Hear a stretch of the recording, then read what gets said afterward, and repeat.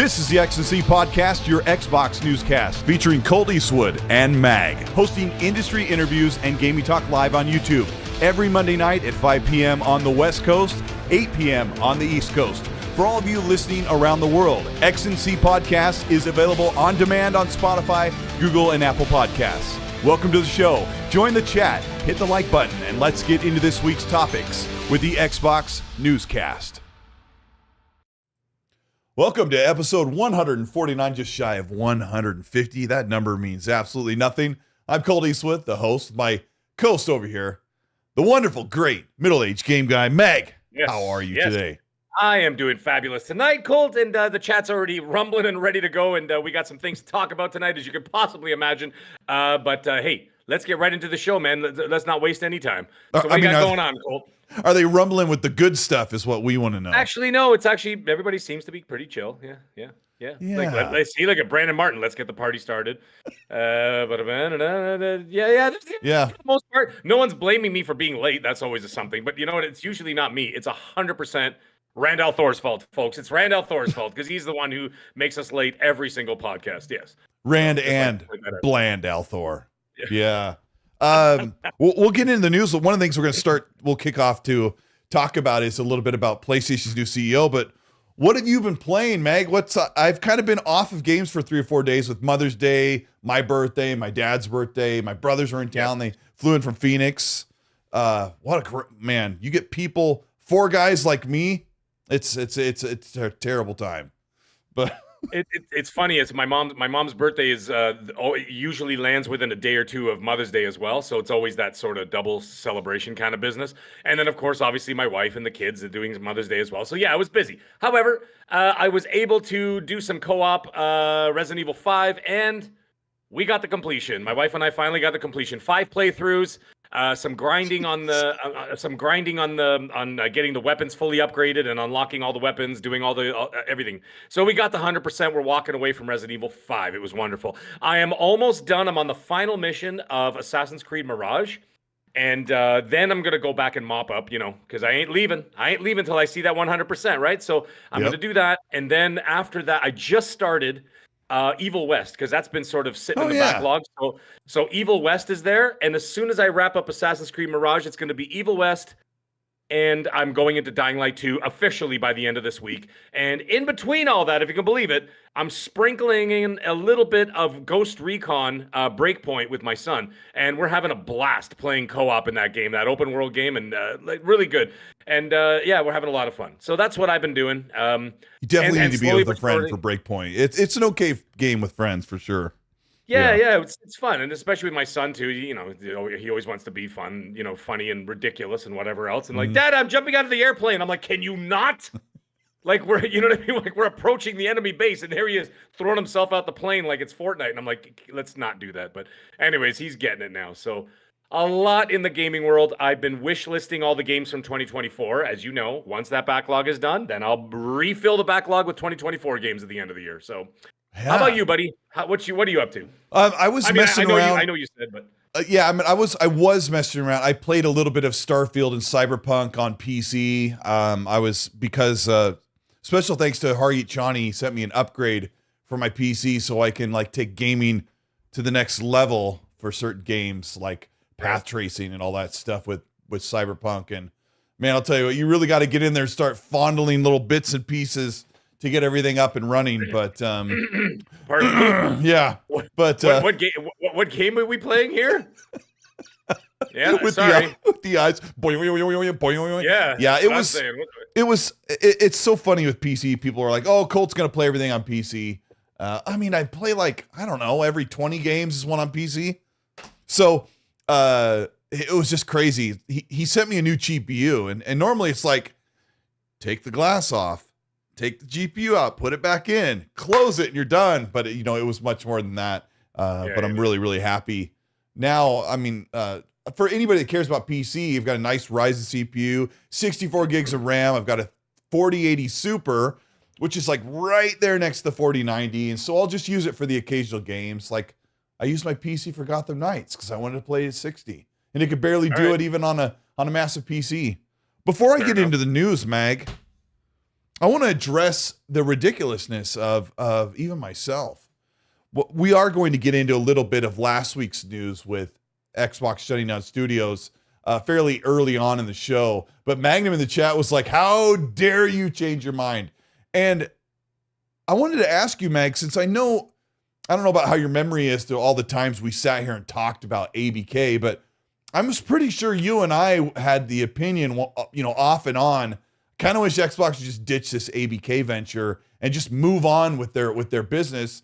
But also there were times where I was like, man, I really want them to stick it to the FTC. I really want them to have this revenue so they can really compete. Like we talked about, come on, let Xbox compete. So I feel like I was back and forth a lot, but apparently people were really upset that I said, Xbox, you need to drop this deal. And then when it closed and they beat the FTC, I was like, yes, suck it. Right. So I don't know what your thoughts are on that and what your memory is. It's obvious that you're a corporate shill. That's the problem, Colteastwood. So,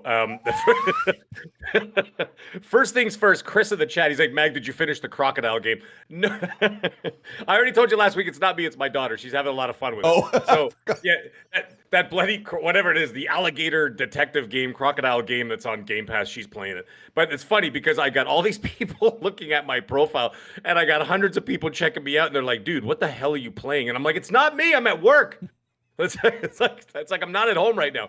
But anyways, it's been a journey, that whole situation, in terms of, if you want to talk specifically about the ABK thing. At first, I was all gung-ho for it. I was like, yeah, let's do this and whatever. And, Pony Master showing up on podcasts and whatever else with my horn and all that stuff and just having some fun. Right. And, it was fine. And then I was like, this is great, this is great. And then all of a sudden, this little thing in the back of my head started going, maybe we should pump the brakes on one company having absolute say over so much. Now I know that's sort of contradictory considering you got Google and Amazon and Meta and doing what they do and essentially having such a large, I won't say monopoly, but having such a large reach across the tech world. It seemed kind of whatever, but this is a different kind of beast when I was looking at the gaming industry and whatever else. And it started creeping in there thinking to myself, wait a minute, maybe this isn't so good. I kind of don't like the idea of, someone being able to sort of oversee all of this. And we're starting to see it fall apart with Embracer.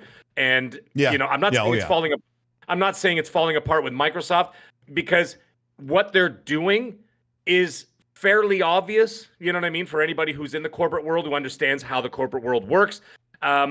However, there was, and maybe it's not their fault, maybe it is their fault. There was a message portrayed to the people, the gamers and whatever, that this was going to be a different situation. It was going to be a haven for creativity. This is where I had the problem.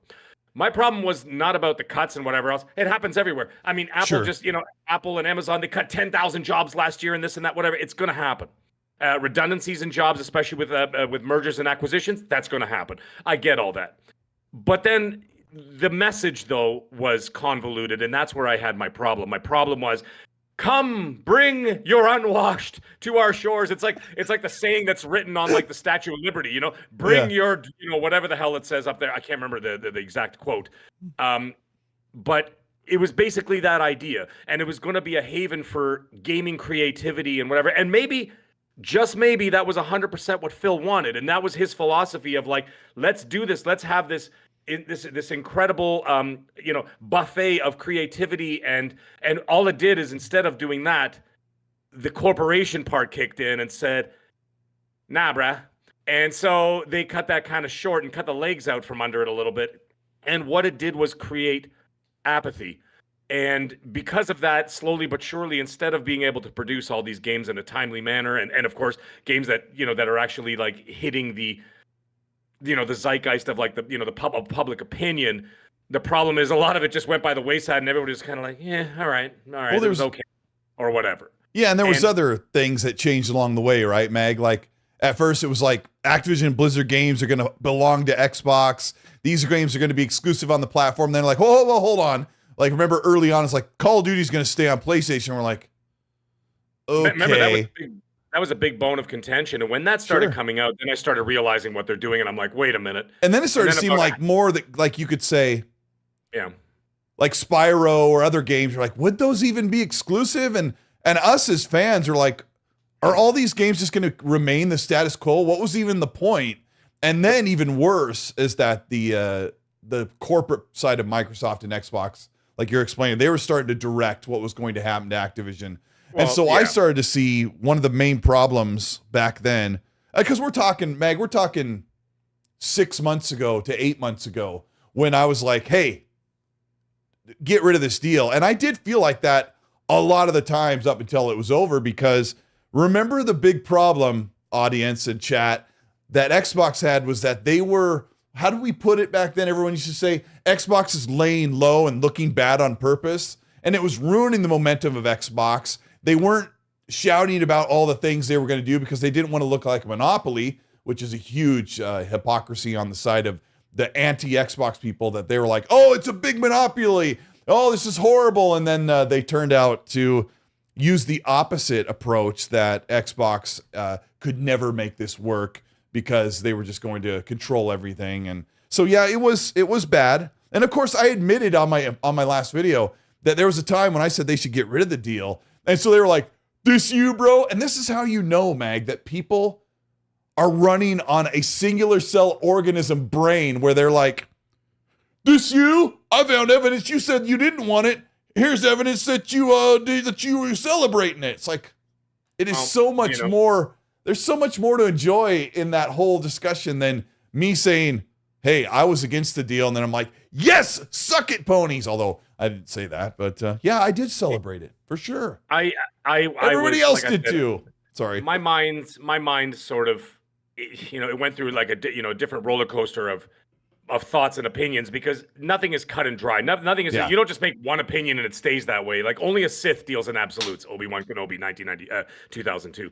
So, you know what I mean? So, like, only a Sith deals in absolutes. So, I mean, there's always going to be nuance to all your thoughts and opinions and feelings. Things change over time, whatever else. However, I do still believe to this day that I don't think it was a good idea. I think it was a mistake to take on all of that.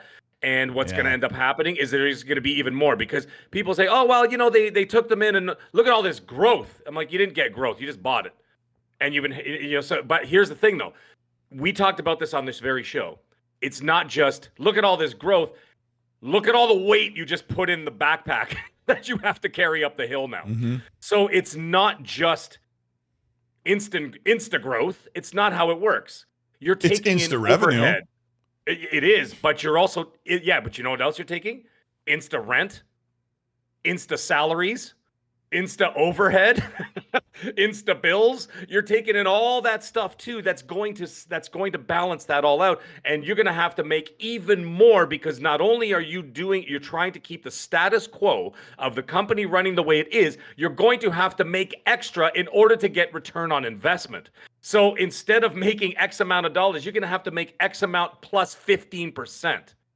And that is why you're seeing what you're seeing, and that's why it's not over. You know, and I know, and other people, it's finally out now. People are talking about it. I spoke to a few people that work at Bethesda, and they told me last week, Wednesday, I think it was. I can't remember what day it was. I think it was Wednesday. I think it was. Someone got a hold of me and said they're handing out severance packages for whoever will take them. You and I were talking about this the morning, like hours before it broke. And then they said, and I was told, and so they said, that they're handing out voluntary severance packages to people. Mm-hmm. So they're trying to keep the majority of it under the radar so that it doesn't come across as, holy crap, we just laid off 1,500 people. It might be 500 people accepted those severance packages, so now they can publicly say we only laid off 1,000. So it sounds a little better, right? So they were doing a lot of that behind the scenes to sort of soften the blow a bit. Uh-huh. But if you think it's over, it's not over, because I mean, you look at this is just Bethesda. ABK is like 6 times the size. So when you start looking at that situation, I'm not saying it's going to happen. I'm just saying it's a possibility when you have to, like I said, you have to carry the company forward, making the profit margins they're making now, plus you have to start paying back that $70 billion that you borrowed from the other guys, right? From the other, from the big folks over at Microsoft. And so they're going to look for that. Yeah. So that's where the squeeze comes, right? And when that happens, that's exactly why it's happening. I'm not saying it's good, but like I said, back to the messaging situation, it all comes down to there was a philosophy, and I know it deep down in his heart that Phil's philosophy was actually a good one. I think he had a great idea there, but then the corporate got in the way of his vision of what he wanted to do. And I feel bad for them because, and I see people saying out there, at first I was a little angry and I'm like, my God, these guys just can't stop stepping on their own rakes.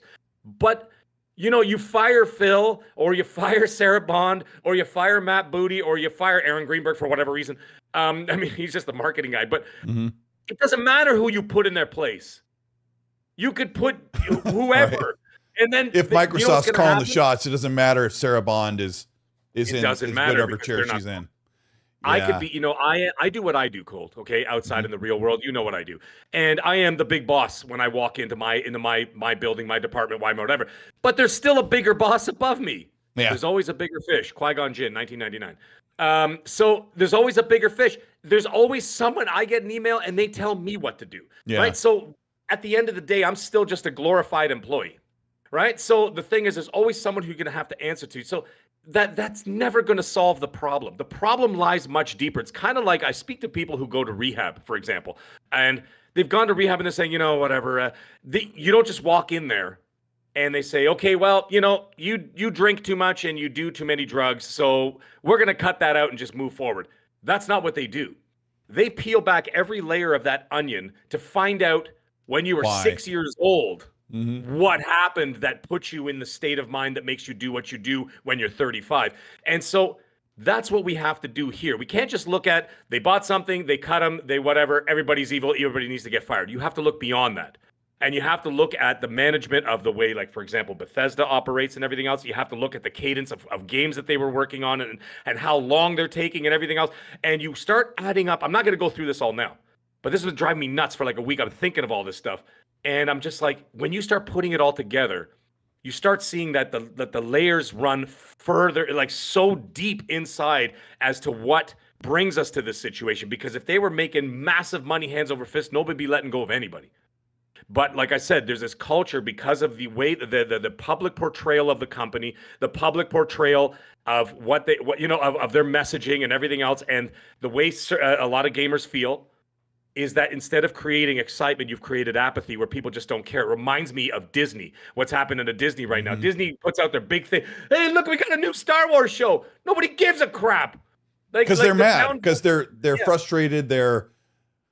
It's just nobody. I don't even think they're mad anymore, Colt. They're not. Randall Ford put it best. Let me say, I'm tired, boss. Yeah. I watch a lot of my comment section, the chat, my replies on social media. And I put out a tweet the other day. One of the things we're going to get into later in the show is some of the good news that are going to come from Showcase. And Xbox is actually in a really good spot when it comes to finally delivering those games they promised 4 years ago. But like, I don't even get bugged when people say I have no faith in Xbox anymore. Or they'll say, I don't even care anymore. Xbox, they just shown they can't deliver. And I don't even think, can I kind of guide them in the right direction? Because I'm looking forward going, it's finally going to get a little bit better amongst turmoil, which they are not alone in the turmoil.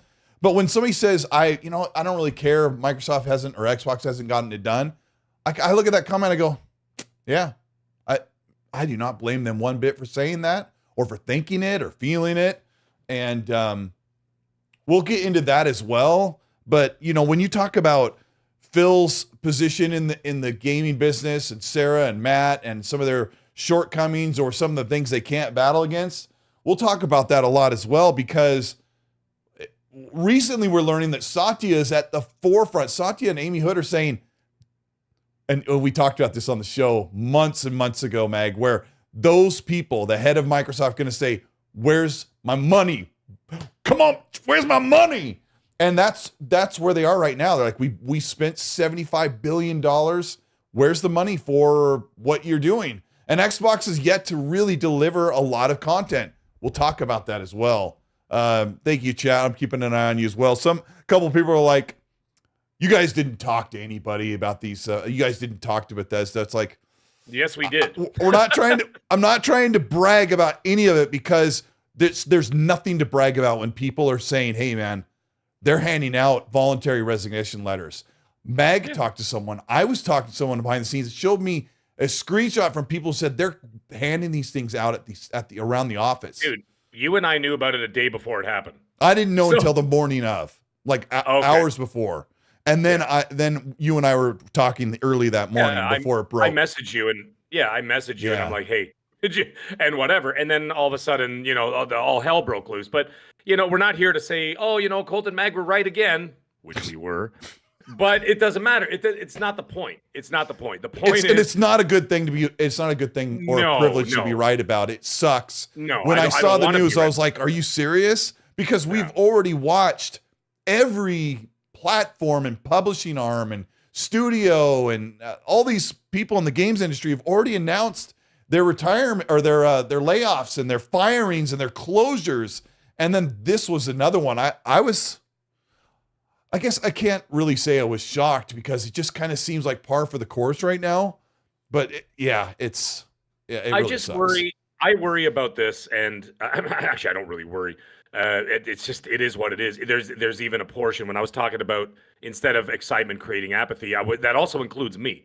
I'm not gonna sugarcoat that, and people know I don't sugar. Macho Mag showed up in a video, and I know that was just for fun and whatever else, but. For every joke, there's also a bit of truth in there because there also comes a point where even I was just like, dude, you know what? I'm going to be over there having a drink or doing whatever, talking to some people. Just call me when you got something. And I understand next week is going to be, Hellblade and whatever else. And I'm excited for it. I'm actually really excited for it. I was thinking about it this morning. I'm like, man, I can't wait to get in my hands on this game now. Because now that it's like literally on our doorstep at this point, I'm like, okay, now there's something tangible in front of me. I'm excited to play it, which I will not diminish my excitement for that specific game. Sure. Let's put that on the side burner for now and just look at the other stuff. And now I'm looking at, okay, well, we got some stuff coming up to have the showcase. We're going to talk about the showcase. It doesn't mean that's going to diminish my excitement for anything coming forward. However, there is a guard. It's a bit guarded sometimes. And I think people feel a little bit cautiously optimistic about it where they're like, all right, that's really cool. You showed that. But, after 11 years of like a lot of PR talk and this and that, whatever, you guys got to deliver now. And so, yes. We're not here infinitely. We're not here for 1,000 years or whatever. We're here for an X amount of years. And if you're wasting 11 years waiting for someone to just do better, if this was any other industry, anybody else would have moved on. But this is what we do. This is our passion. This is what we love to do. We love video games. I love video games. You do. Everybody in the chat does. Otherwise, you wouldn't be listening to this right now. And anybody after the fact. But it is what it is. And that's fine. But you know what? Keep moving forward. Produce quality product, and let's see where you take it from there. Like I said before, Helldivers, Jesus Christ. I know, I do the same thing. I know. Hellblade 2 has to be, I said it before a million times, it's got to be the Iron Man of the MCU. It's got to kick off a whole new generation or whatever. It's the only way. And it's got to have momentum moving forward with everything else that they've got. It's got to piggyback off each other so that they got the stepping stones moving in a positive direction. If they do not do that, I can't help you. I can't help you. I really can't. I can't help you beyond that. But Optic, it is what it is. Optic in the chat says, how long are we going to say it'll get better? I know. I feel that's the apathy that I'm talking about because now people don't really care. People are not mad. There is something for some people to say fake outrage for some people. Sure. Some people do it for clicks, whatever. They start throwing stuff around while they're doing YouTube videos. And you know what I mean? Slamming their fists on the table. I'm not slamming my fist on the table for any of this nonsense. You know what I mean? But there is a point where people are just like, okay, fine. You know what? You guys just, whatever. It's just, and it was really uncomfortable to watch some of those things go down, like that Sarah Bond interview. My God, that was so uncomfortable. I felt bad for her. But, at the same time, you guys want to be in the big, you guys want to be in the big chair. You got to sit at the big table. And some of that comes with a lot of crap, which you don't want to do. But it is what it is, man. So let's just see, now that we've talked about this, we know how we both feel about this and everything else. Let's move it forward and see what happens there. However, I have one last question. Okay. How do you feel this is going to fare for Game Pass that doesn't seem to be moving in any direction? Well, I mean, we're going to talk about what Sarah Bond said and why. We're going to talk about where Xbox's excitement is heading and why everything is really good. There's some great stuff. There's a lot of stuff I wanted to add in as you're talking, Mag, about how Xbox needed to get this bad news out of the way so they could get people to understand where they are and how they suck or why they suck, and then get people excited for Showcase. I put a poll up I'll get to that as well. If we have almost 1,000 people watching the show, welcome to the XC Podcast. You're sitting here listening to Mag, Middle-Aged Game Guy, and I'm the host, Colteastwood. We run the show every Monday at 5 p.m. Pacific, 8 p.m. Eastern. And hit the like button if you're enjoying the show. We're going to get into some of the topics. They're scrolling along the bottom. You can see kind of what you have up for the show. We've got some great stuff to cover. I want to get a couple super chats. I'll try and do these as they pop up. One of my main moderators isn't here today. Shout out to Johnny Kazada, who's always here taking care of the holding down the fort. Literal Table, thank you so much for the Canadian. $7 says, now that AC Red subtitles officially shadows, I still think Shinobi would have been a way better name. Anyways, glad I can end my birthday watching Ecstasy. Happy birthday. My birthday was just the other day. Awesome. Happy birthday, buddy. Listen, you know what? You're absolutely... Listen. I think Shinobi's a way better name. You're absolutely correct. I'm going to leave it at that. Yeah, I don't know why they didn't. Like when they say Valhalla, it's like Shinobi and Valhalla are like in the same vein. Well, let's take a second and just talk about that because Shadow doesn't really have any synonymous tie to being to Japan. Like Assassin's Creed Odyssey was about the book, the Odyssey, which was of course a Greek epic tale and whatever else, and that was a tip of the cap to that book, the Odyssey. Mm-hmm. There was the Iliad and the Odyssey for any of you who actually who read those books back in the day, Greek classics, right? Yeah. And then you've got Valhalla, which obviously is a tip of the cap or a tip of the horned helmet for their heaven, for Viking heaven, Valhalla. The halls of Valhalla is where you go to, when you die, you be with all your ancestors and your fathers and whatever else. Shadow has nothing to do with Japanese, unless it's a sunny day. Like Samurai Shinobi would have been great, but like Ninjas in the Shadows is cool, but to stay in the vein of Odyssey Origins was, whatever.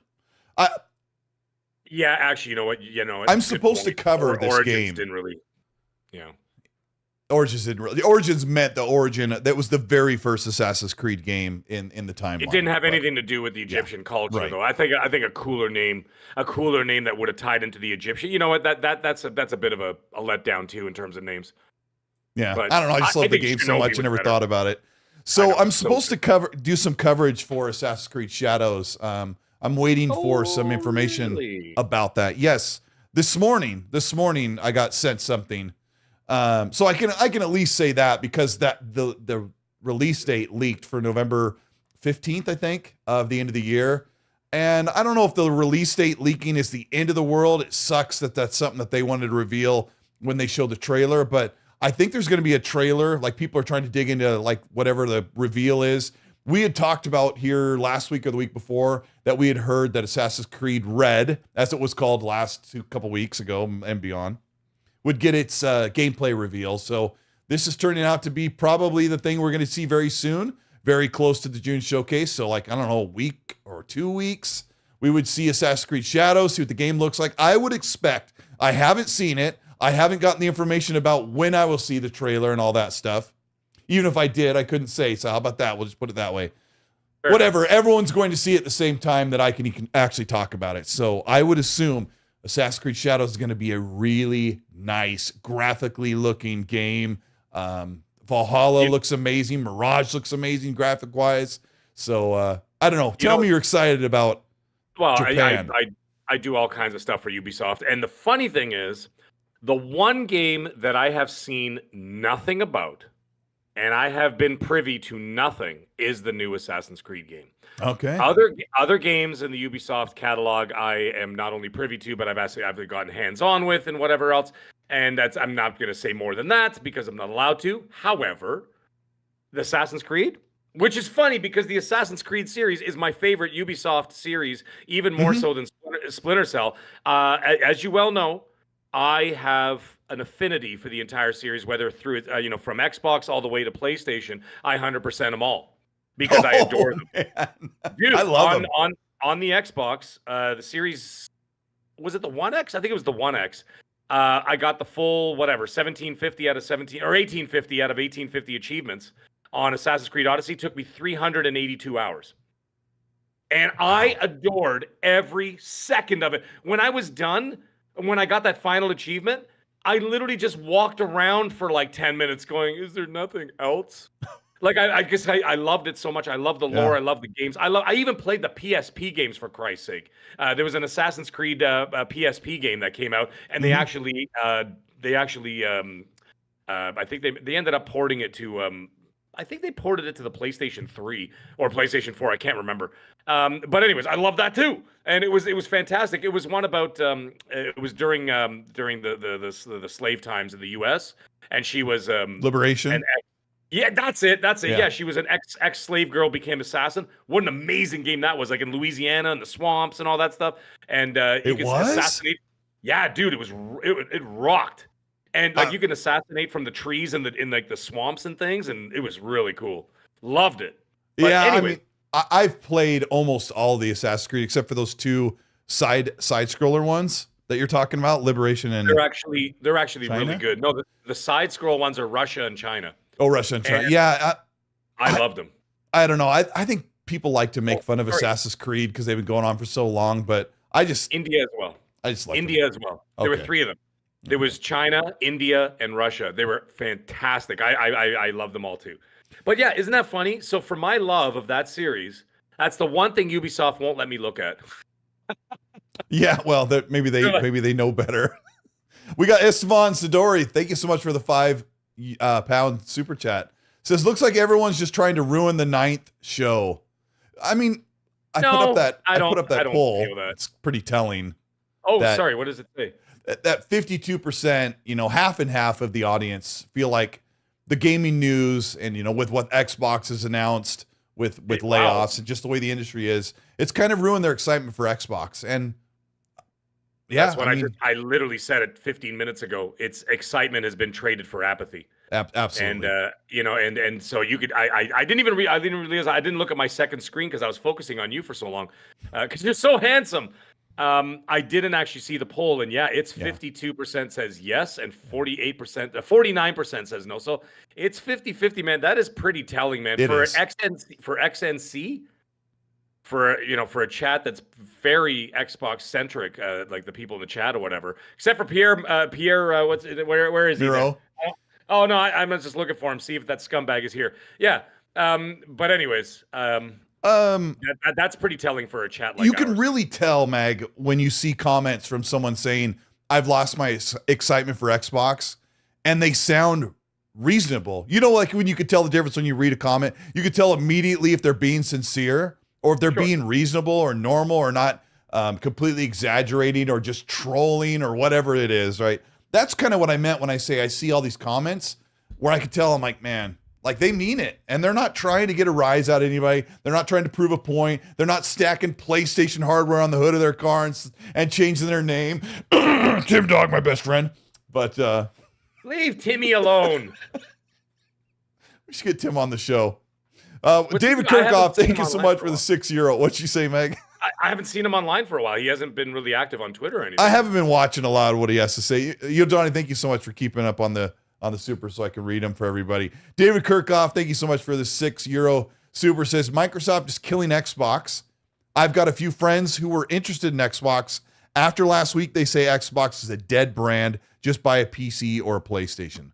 Well, I'm not going to defend that, but the weird thing about all this is Xbox will not be a dead brand. And I don't think they're going to go by the name Microsoft Gaming, which is another one of our topics. They're going to be doing really well and kind of pushing with all this extra revenue. And I don't know. I don't think the brand's going to die. I think the games as we know it as a whole, Mag, we've been talking about this for a long time.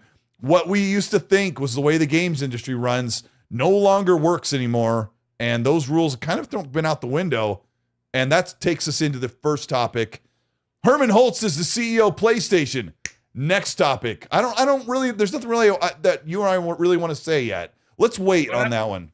I don't know. Is there anything you want to say about Herman? I actually was going to segue into what's going on with Square, but do you have anything you want to say about Herman? I mean, I like the guy. I'm glad he's there. I think it's going to be good. What happened to Julia Gulia? Well, he's going to be they'll be reporting to him. Oh, okay. All right. That's fine. Yeah. No, there's nothing really. I mean, that's probably the most obvious choice. You know what I mean? So it's not like really much of a It's not like a story. You know what I mean? It's not like Phil Spencer quit and went over to play. Like, that would be a story. Can you imagine that? But like Herman Hulst were like, well, the dude was already practically running. What? Can you imagine if Abdel, that member chat is like not accessible to me right now. Can you imagine if they're like, get rid of Phil, and then Phil's like, I work at PlayStation now. They'd be like, that would be a news story. But Herman Hulst, the guy was already practically calling the shots. So like to me, that's a non-story. But anyways, yes, carry on. People did not like that I put on a suit on a Wednesday to report that the Activision Blizzard deal had closed for Xbox. Like, I purposely put on a suit because they had just finished the battle in court. I put on the suit that I wear every Sunday, and that really bothered people. We got a super here from Danny Passion. Thank you so much for the $5 super. He says, this is just a lot of drama. The usual. Next month, Xbox drops a great show, and everyone will move on. Danny, I mostly agree with you. I think one of the biggest problems right now, all right, everybody come in. Let's have a hug for a minute, okay? One of the biggest problems that Xbox is dealing with, and it sucks really bad that they're laying off people, but when they have like low spots, kind of some rough news, a game's being delayed or something bad's going on, it really, really stings when they're in a long stretch of no games. And the outrage right now for what Xbox is doing and the way they're managing things with Microsoft, you should be outraged no matter if they put out a banger yesterday. But the way that fans react, Meg, has a lot to do with them being frustrated that they haven't had anything they've wanted to play from Xbox first party since Starfield. Now, if you're not a Forza Motorsport fan, what would it be? Well, how October, do you think November, December, January, February, March, April, May. You're waiting 7 to 8 months for Hellblade, and heaven forbid Hellblade's like something that's not really your bag. You're like, man, when are they putting out a game that I want to play? Well, and then it just exacerbates the problem. How do you think I feel because I look forward to Starfield and I didn't like it. Yeah. And so now imagine me. So now compound that with the last release but from Starfield was Redfall. And then, so now we have to go back another 4 months. Well, now go back another 4 months to get all the way to, you guessed it, folks, Hi-Fi Rush, which I enjoyed. Yeah, yeah. So for me, it's even longer. It feels like it's over a year. Well, it is. It's a year and a half. So for me, it's a year and a half that I played. There's anything on Xbox that I enjoyed playing. But don't think it wasn't for a lack of trying, because I tried them all. I played Redfall, did not like it. I played Starfield. I gave it a good college try. I did not like it. I tried Benedict. I didn't like it. I played Minecraft Legends. I didn't like it. I didn't like it. Yeah. And I didn't like Minecraft Legends. I tried. It kept bugging out. Like my son and I were trying to play, and it kept bugging us out of the game. We were walking off the friggin' map, and like I was riding a horse. Oh, dude, I was riding a horse, and then the map just ended, and I'm like, what is this? And then all of a sudden, I just like fell eternally into like the pits of hell with my Minecraft horse, and I'm like, forget it. I just can't. I just can't. Yeah. So now the only for me, it's a year and a half from Hi-Fi Rush to Hellblade. And like I said, I tried them all. The only one I did not play was Forza Motorsport because I'm not a motorsport guy. I'm a Horizon guy. I love the Horizon games. 5 was good, but I thought 4 was better for me personally. But I like them all, but I put 4 over 5. That's my personal choice. Hey, we have 1,000 watching, man. I was going to say, it's kind of hard for me to pick 4 and 5 too when you're saying that. Shout out to 1,000 people watching XNC. We appreciate you being here. Hit the like button. We've got a ton to talk about. Meg and I are about to get into talking about Square Enix and what they're dealing with right now, but we keep getting sidetracked because, we're like squirrels. Assassin Entertainment, a member for 35 months, says, I'm torn. I have a lot of disdain for Microsoft executives, especially since my friends DeMarco and Arcane Realm cover Bethesda games, but I still want to support the devs. Absolutely, we're all going to support the devs, but, when you buy a game, the money goes to the publisher takes the money, the executives, comb their mustache. Yeah, I don't know. It sucks. It absolutely sucks. And the bigger gaming gets, the more it'll be controlled by the stuffed shirts, I suppose. All right, so Meg, let's talk about Square Enix because there are the strong gaming podcasts that are, let's say they're not Xbox gaming podcasts. Maybe they're like PlayStation podcasts that cover like the sacred love of their favorite platform. That's not Xbox. Maybe it's PlayStation. They were saying the reason why Xbox is in this situation right now is because of Game Pass. Game Pass and acquisitions and consolidation is the main contributing factor to Xbox laying off and closing studios. But yet, we're seeing right now the entire games industry, Mag, is laying off people, closing studios, canceling games, and they don't even run Game Pass. Maybe they're not even in Game Pass and they're not consolidating. So the real answer is the games market, the downturn of purchasing, the high rising cost of everything has caused people to lay off studios, close studios, not the Game Pass effect. Square Enix just announced that they've laid off employees and they're making a whole new approach. Mag, can you tell the audience what's going on with Square Enix today? Yeah, now there's two sides to this. I saw some people running some overly exaggerated videos today on YouTube about it, saying like one video, I swear to God, one video actually said, what the hell did it say? Oh, it says Square Enix tells Sony to F off, and then whatever. And I'm like, that is not what happened. And then I saw another one that says Square gives Sony the middle finger, and I'm like, that's also not what happened. What Square is doing.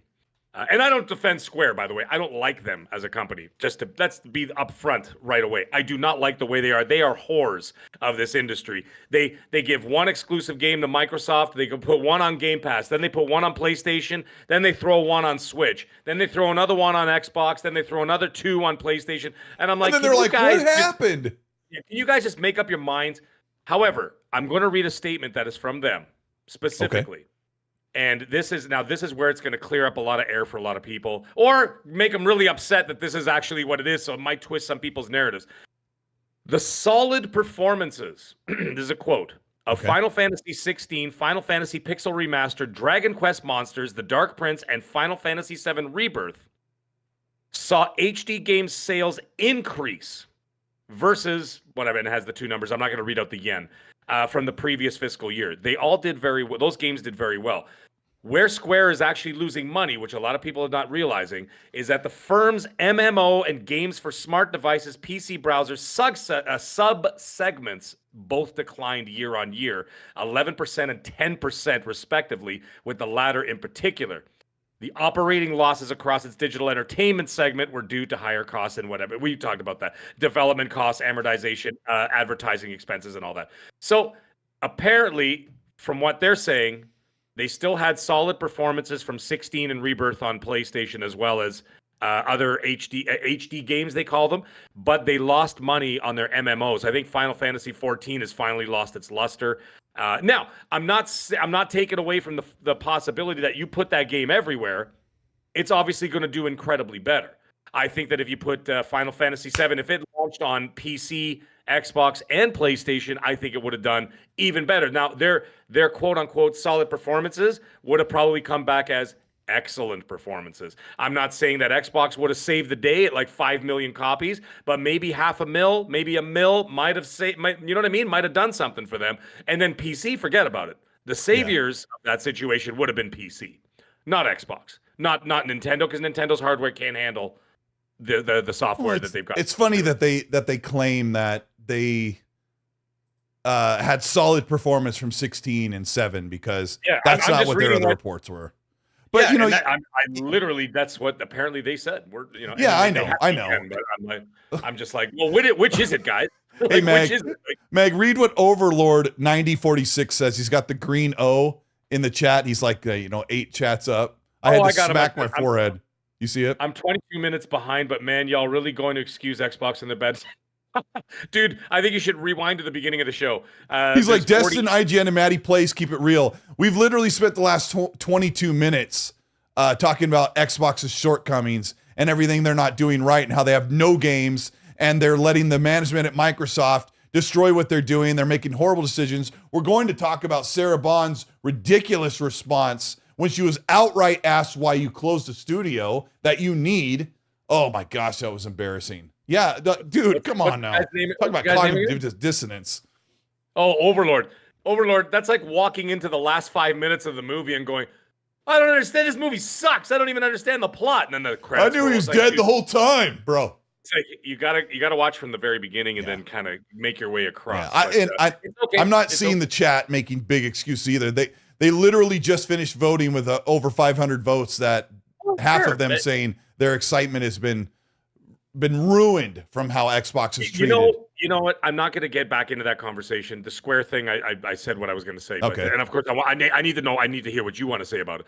However, there's one last caveat I was going to say when it comes to the lack of enthusiasm. I think that the problem is, and this is something that I didn't get a chance to tell anybody, is that you just added a second asterisk to everything they announce. And what I mean by that, when it comes to the showcase, for example, I said it a month ago or 2 months ago when we first started, when we were talking about, games going third party and this and that.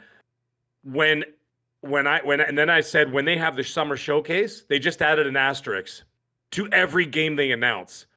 When they're going to say, okay, well, here's whatever, fill in the blank. Everybody's going to say, well, is that going to PlayStation now? Right? I know. That's the first asterisk. Now the second asterisk, and this is a common theme I've been listening very quietly and very sort of, very measured, reading everybody's responses. The next asterisk everybody's saying is, well, now if that game doesn't do hot, they're going to shut them down next. So now you created a second asterisk now to everything you say. So now when you look at that poll, there's a third too. God damn it, there's a third. But when you look at it's ridiculous. But when you look at that poll at 50-50, those asterisks start adding up because people say, okay, you showed me a pretty cool game that looks hot. But is that going to end up on PlayStation? Asterisk number 2. If it doesn't do well, they're going to close down the studio. What's asterisk number 3? Asterisk number 3 is it going to be any good? Because Microsoft and Xbox have not delivered on their promise of getting great, popular, or high quality games. I see that a lot. And when I see those things, I say, I'm not going to argue with the person. And a lot of it is people just kind of venting and maybe exaggerating a little bit. Like, I don't trust Xbox. The game's not going to be any good. It's probably going to go right to PlayStation. A lot of that's an exaggeration, but it comes from a feeling of honesty. And when they say that, and you can tell they're not just being jerks, I see it way more than the jerks. Someone just saying, hey man, this is how I feel. And I'm like, that's I hit the like on the reply. Let me catch. I'm going to try and catch up on a couple chats because everybody's got a lot of great things to add to the Go for it, man. this thing as well. We got. I still want to hear about your Square Enix stuff. Yeah. You're gonna have to remind me so I don't go. I'll remind you. Don't worry. I'll remind you. I appreciate you, Mag. You're awesome. And hit a thumbs up for Mag for being here and making sure that everybody keeps their pants on and off. Dude, don't say that. They're gonna start hitting that thumbs down. Sorry, go. Sith Lord, who's been a channel member for 18 months, says, "Oh yeah, Macho Mag is in the house and he's ready to make a mess of things. You need a Slim Jim and do one of his old ads. Oh yeah. Give me the. You got 3 minutes. Yeah. Hey, Freak Show. I got you for 3 minutes. Yeah. Abdel, who's been a channel member for 6 months, says, Special Nick from Xbox Era said, quote, I know the entire Xbox and PlayStation showcases. Waiting for the green light to leak. Nick, if you hear this, don't hold anything back. Talk that smack. I don't know if Nick did say that he's heard everything in the showcases. I don't know anybody who knows what's going on with the showcase. But later on the show, I've got a bunch of updates on stuff and stuff sounding really positive. It's kind of hard for me to like stay in doom and gloom mode forever when I'm hearing really great things about the games that we're all excited about. Let me see. Okay, we got BWG, Big Will Gamer. Thank you so much for the Australian 10. Says, I have Game Pass. I get to experience games I would have never tried and end up loving them. I think people expect Game Pass to give them every game they want. Netflix does not give me every movie I want. That's fair, man. That's a fair point. You enjoying it? That's all that matters, brother. That's all that matters. You're having a good time. You're enjoying it, and it's worth your dollars. Then it makes the most sense. You know what I mean? Yeah. I mean, that's all that matters. They ain't wrong, because sometimes you got to go over to Prime Video to get that one or two movies that Netflix doesn't have or that show. That's just kind of the world we live in. But my problem is Game Pass has not given me a ton of the games I want. And some people say, oh, you guys on Xbox only play games on Game Pass. It's like, actually, like, I don't know, maybe I only play like 8 games a year on Game Pass or maybe 10. I don't know. Like, there's a lot of stuff that I try and they're just like, nah, it's not for me. And I don't really count it as as playing that game. But Boner Jams, thank you so much for the 5. Says, haven't seen a more delicious combo since scrolling through my Farmers Only account, farmersonly.com. He says, hope you killed it golfing with Colt Thunder Lumber. Love you, Mag. Boner Jams, appreciate you. I went golfing with my brothers and my dad, and I don't golf. And I wanted to do the break it over my knee thing. Shout out to Zombie Gamer for gifting 5 channel memberships. Appreciate you so much for that. Yeah, the show's gonna be off the rails. Don't worry about that. I haven't even really got the topics list. You want to know about my thoughts of Square Enix? I am not surprised. They've had problems delivering. They've had their games locked to one piece of plastic, which no longer works in this day and age, Mag, except for Nintendo. Don't ever bring up Nintendo in front of Mag and I, because we'll tell you the same thing. How are you going to compare what Nintendo does to anyone else? It doesn't even work, right? Nothing Nintendo does is applicable to the rest of the gaming world. We've said that for years. There's no point. Nintendo treats their product not as a piece of tech or hardware. They literally treat it as a toy, and that's why their games don't depreciate over time. Because you could buy a game from 8 years ago, still $100. Yeah, and name one PlayStation exclusive that is 6 years old and still at the store for $60. That would be Mario Kart 8. Ironically, Forspoken is still $94 on the PlayStation Store as we speak. 2 years old, still $94, well, and that's Square Enix right there. Okay. Can you imagine these guys? What a bunch of clowns! That game should be $20. Mostly because I just want to try it. I just want to try it because everybody says. Some people say, "Oh, it's pretty good," and then majority of people say it sucks, and I'm like, I just want to try it. I think you need to play it with the sound off. I think that's one of the issues with Forspoken. Max GB117, who I have met a couple times at the Xbox Fan Fest, which are coming up. He says, "Thank you so much for the 5." He says, "Hi Colt and Mag, what game are you most looking forward to seeing at the showcase? Do you think Xbox will have any true exclusives moving forward?" That's tough to say. I say yes. I say they will. I don't think Gears of War 6 is going to go to PlayStation. It's going to go to PC and Xbox, and it's going to stay there because of what I said last week. I think that they would entice players on PlayStation with, let's say, a Marcus Phoenix collection, and then they're like, "Ooh, that's hot. I enjoyed that. I'd like to play Part 6." And the only way you can play Part 6 is on that other ecosystem. I think that that's how they do it moving forward. So I think legacy titles, collections, HD remasters, all that kind of stuff, I could see that all going to PlayStation, absolutely. Halo Master Chief, 100% I could see it going over there. But then the new Halo is going to be on Xbox and PC. That's how. What about if Gears Collection gets its big announcement at... Jez has a really great super chat I'm going to read in a second here. Jez Corden from Xbox 2 and Windows Central. What? Why is he listening to this? Because he was like, "Oh my gosh, there's a podcast that has actual guys with a personality." Because he has to sit with Rand for hours and hours on end. Yeah, Jez, I listened to the show on Friday. It was a great show, but it was 3 hours and 47 minutes. That was it was 5. Didn't they go almost 5 hours?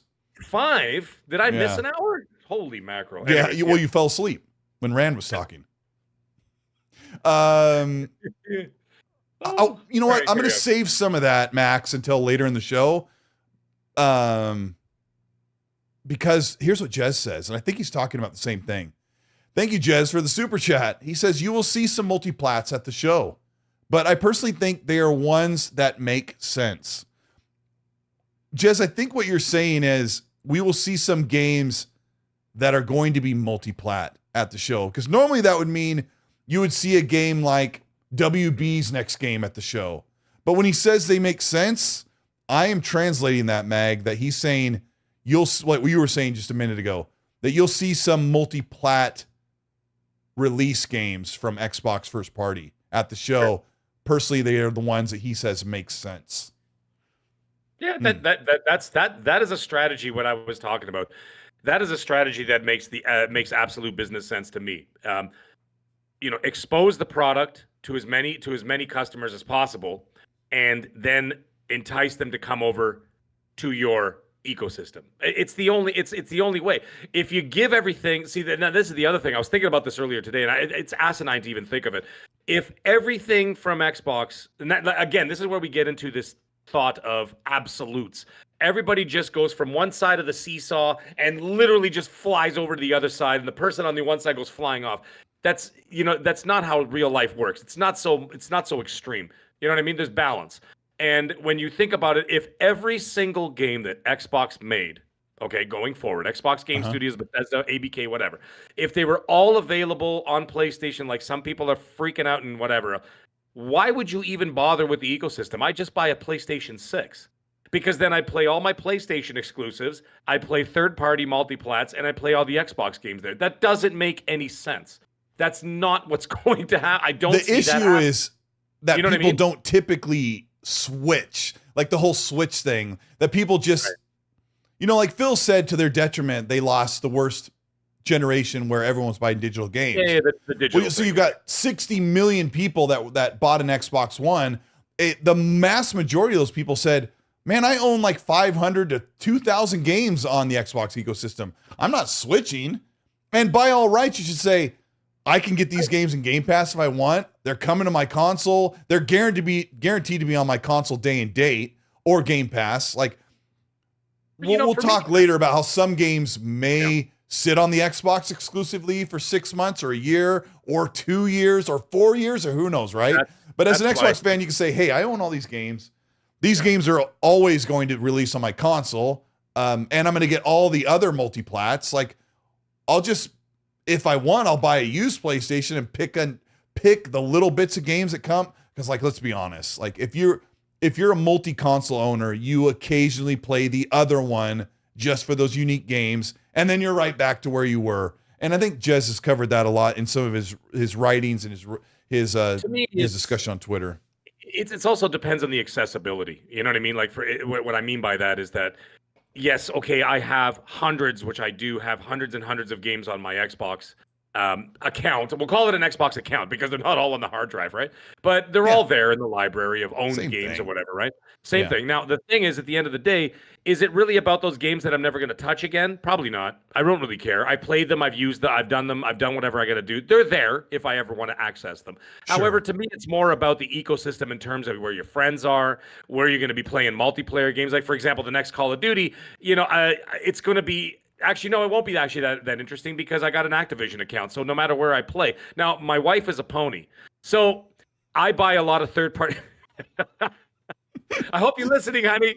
Yeah, she's probably upstairs going, bitch. Anyways, my wife's a pony, all right? And so you know what? When I buy a lot of multi-plat games that she wants to play, I'll buy them on PlayStation because we game share. Sure. Right? So we will play a co-op game together where we don't have to buy 2 copies, or a single player game where we could both play it in separate areas of the house, whatever else, and don't have to buy 2 copies. So I do that with that, right? But when it comes to Call of Duty, the majority of my Call of Duty friends or whatever are on Xbox. I do have a growing, a community on the PlayStation side of things, and I did buy the last one on PlayStation because my wife wanted to play it.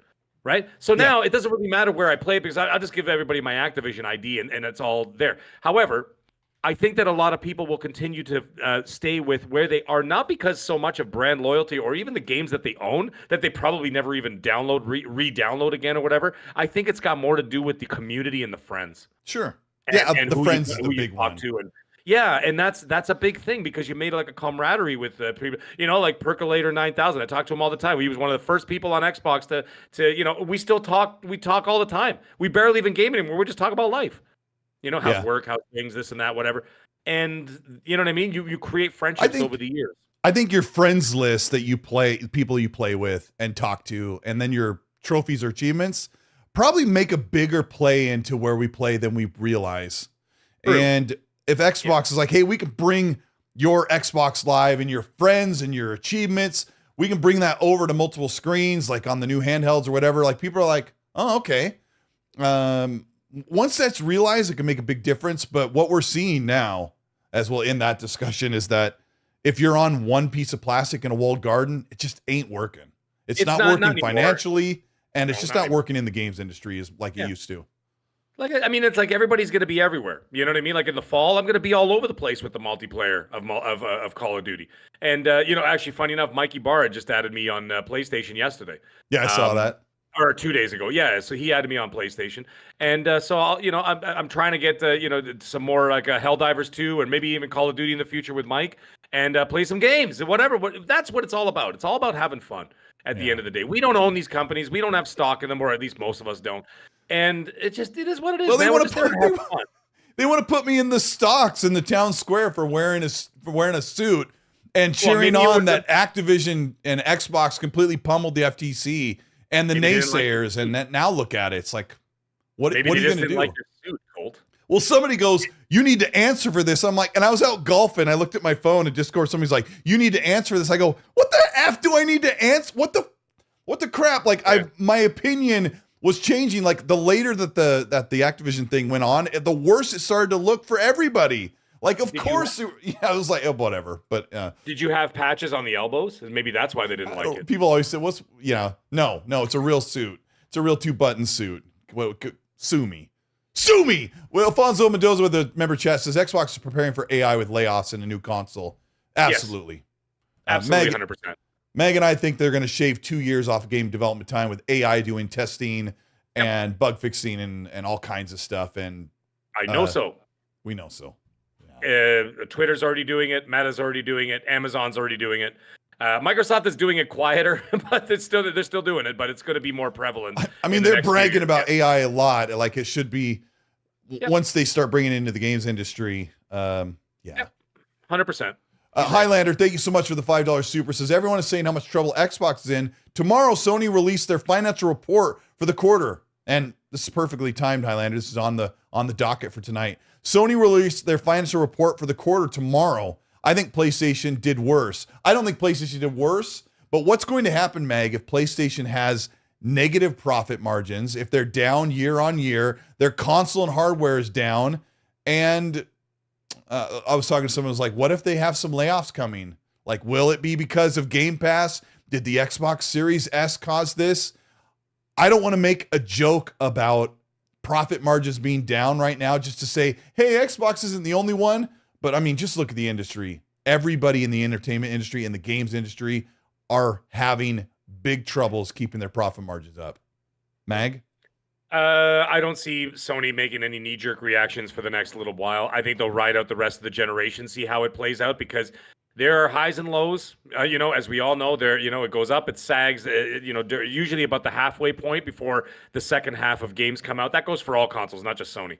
That goes for Microsoft as well. Like, I would expect to see Gears of War at the end of the generation, Fable towards the end of the generation. You know what I mean? Like big titles like that. They're not coming next week. They're not coming next. I don't even think they're going to be coming next year. Or maybe next year we might see Fable. But I could see those towards the end of the generation, or at least the second half of the generation. That's where there's an uptick in sales. And also, let's also not forget, there's an uptick in sales in consoles towards the second half of the generation, generally because they reduced the damn price. That's price is king. Don't forget that.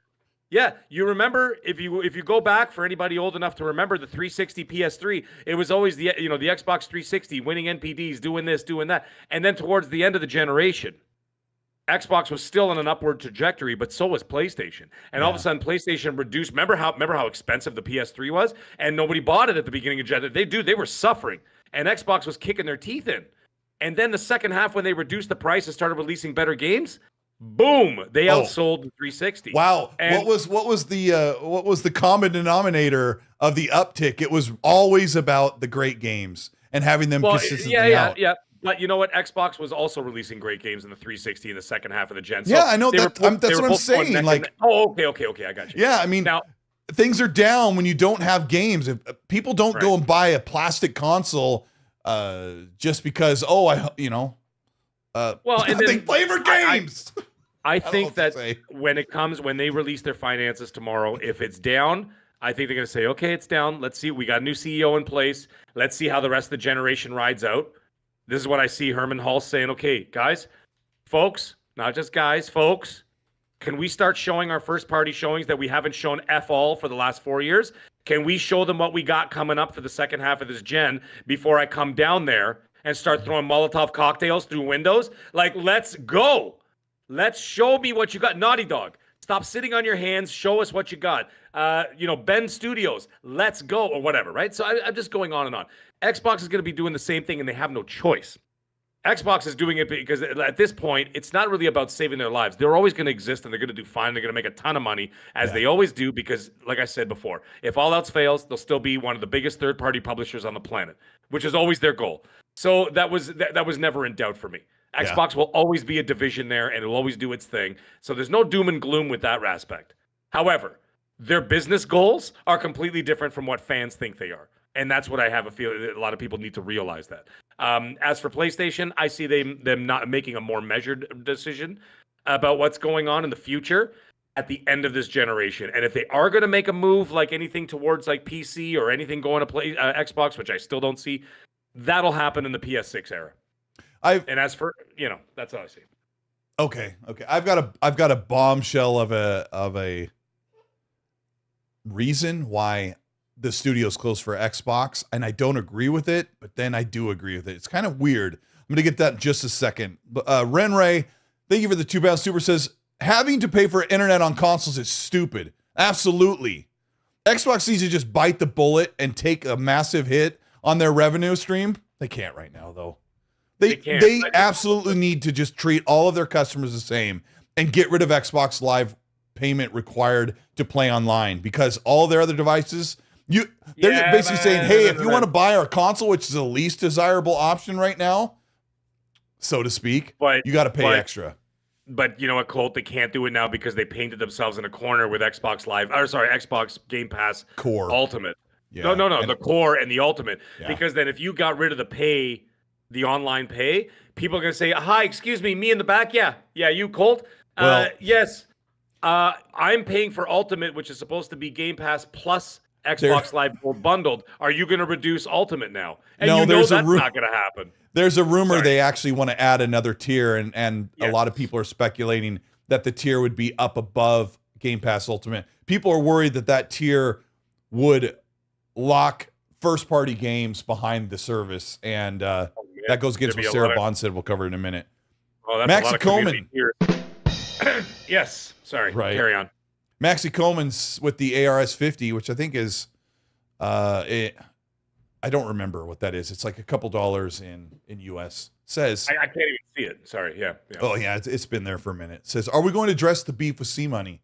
I don't really have beef with other YouTubers, so to speak, but I think it's really super important to not minimize or to take light people who've lost their jobs when it comes to studios closing.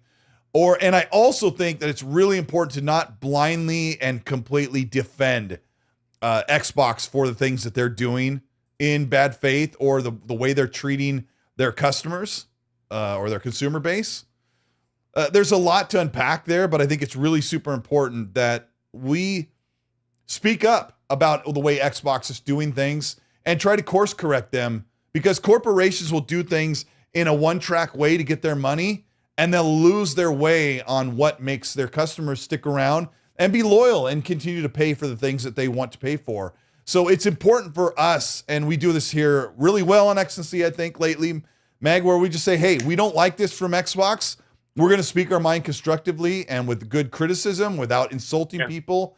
Xbox needs to course correct these things, and that's really my beef. I don't like people who just say, hey, we're the real fans because we keep it real and we don't talk negative about our favorite platform. We're just going to champion them all the way into the gutter. I don't agree with that. And I've learned lessons along the way. People like Mag and having Gaz on my show and other people that I've had that have either guested or whatever have taught me, the chat's taught me a lot along the way. That's what I want to say about that. Tricks for Trey, how are you, buddy? Good to see you. Tricks for Trey, what's good, man? I see you. He's like, how's my second favorite Canadian? Okay, I see how it is. Yeah. Anyways, I don't know about this whole C-Money beef thing. I mean, I wrote a diss track, but it hasn't been released yet. I'm just waiting. So, yeah, we'll see how it goes. I'll see if I can. I don't know, but I've got the diss track almost ready. I'm ready to mix it down. Yeah. Highlander, thank you so much for the 5. So speaking of AI, I spent Saturday at the Air Force Live Fire Range in Nevada watching 6 AI pilots take on 10 F-15s with human pilots. The F-15s lost. Well, it doesn't surprise me. 6 versus 10. First of all, when it also comes to the fact that this is how Skynet begins. That's obvious. That's the obvious thing. So that's where Skynet begins. These are their F-16. Sorry. Yeah. Sorry. Yeah. I did see that. And then on top of it, this is where it comes into the workforce, and it's scary but true. AI doesn't need vacation time. AI doesn't need paid sick leave. AI does not need mat leave. AI doesn't need to go pick up their kids from soccer practice. AI doesn't need to go for lunch. AI doesn't need to go into the owl room and have some quiet time to decompress. Or like crying sessions or whatever the hell they do. That no one needs to do all that stuff. It just goes. And people, and you know what, you could already see now. This is a conspiracy of mine, although it's not really much of a conspiracy. I work for a corporation, but like when they do these 18-month contracts at Xbox, specifically when it came to like 343 Studios and stuff, if anybody tells you if it's not just to prevent them from paying them from having their benefits and vacation time and any of that kind of stuff. Well, vacation time they can get because 18 months, yes. But all those other things that come with like a full-time job, you're not qualified for that because you're on a contract for 18 months. So that's kind of like how Walmart in the US, Canada, it was banned, by the way. But Walmart in the US, they were only hiring part-time employees. You know that? You know how they did that? So like instead of 32 hours, Yeah. So instead of 15 full-time employees, they pay 30 part-time employees, so they don't have to pay them benefits, vacation time, paid sick leave, or anything else, right? So and of course they can also fire them at will because a part-time employee doesn't need a reason for dismissal, right? So they were doing all that kind of stuff, and I could, the Microsoft, they're not exactly the nicest people either. You don't get the $3 trillion by being nice. They're a-holes, okay, just like everybody else.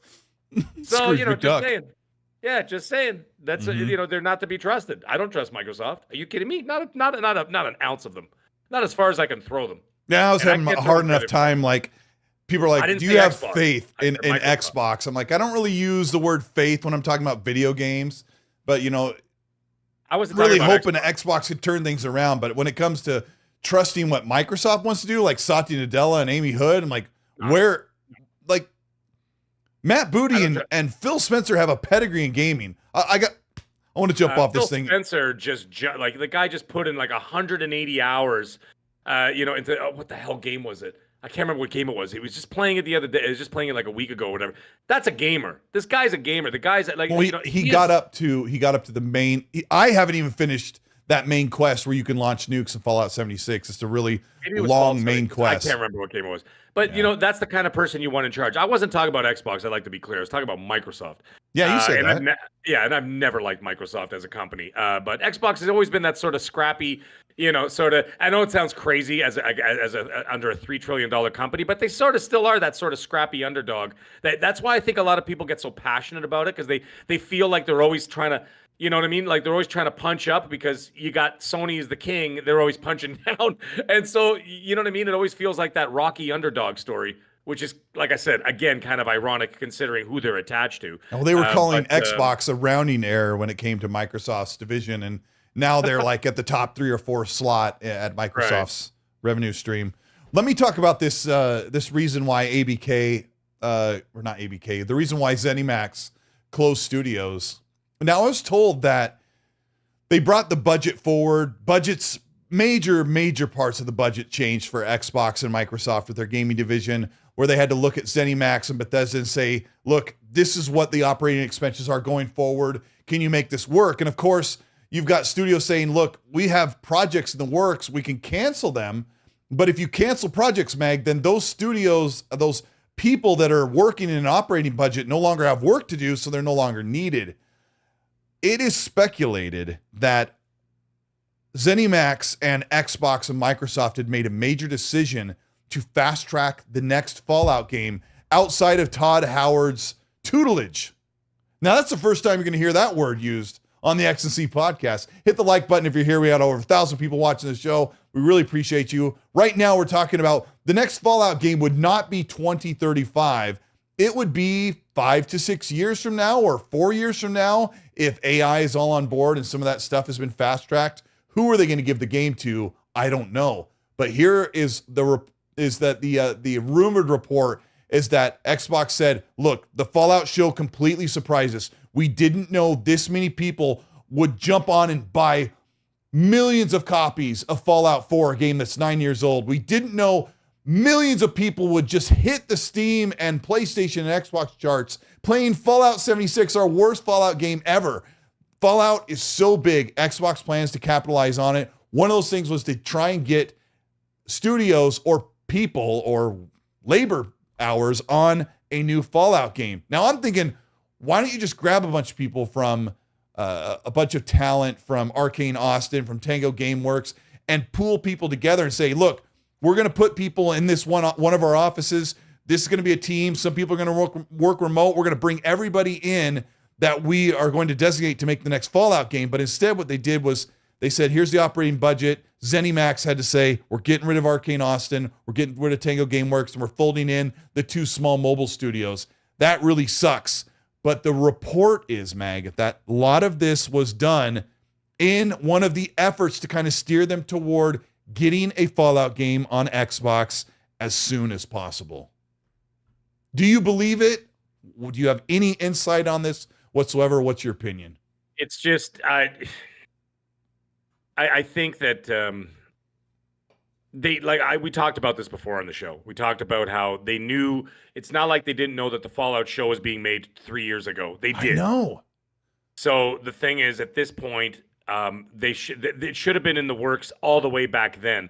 Not wait and say, well, maybe if the show's good. It doesn't matter if the shows are good or not. You're cross-promoting a product with Hollywood, well, Amazon, but I mean, we'll just, for argument's sake, we'll call it Hollywood. You're doing cross-promotion with Hollywood. Have right.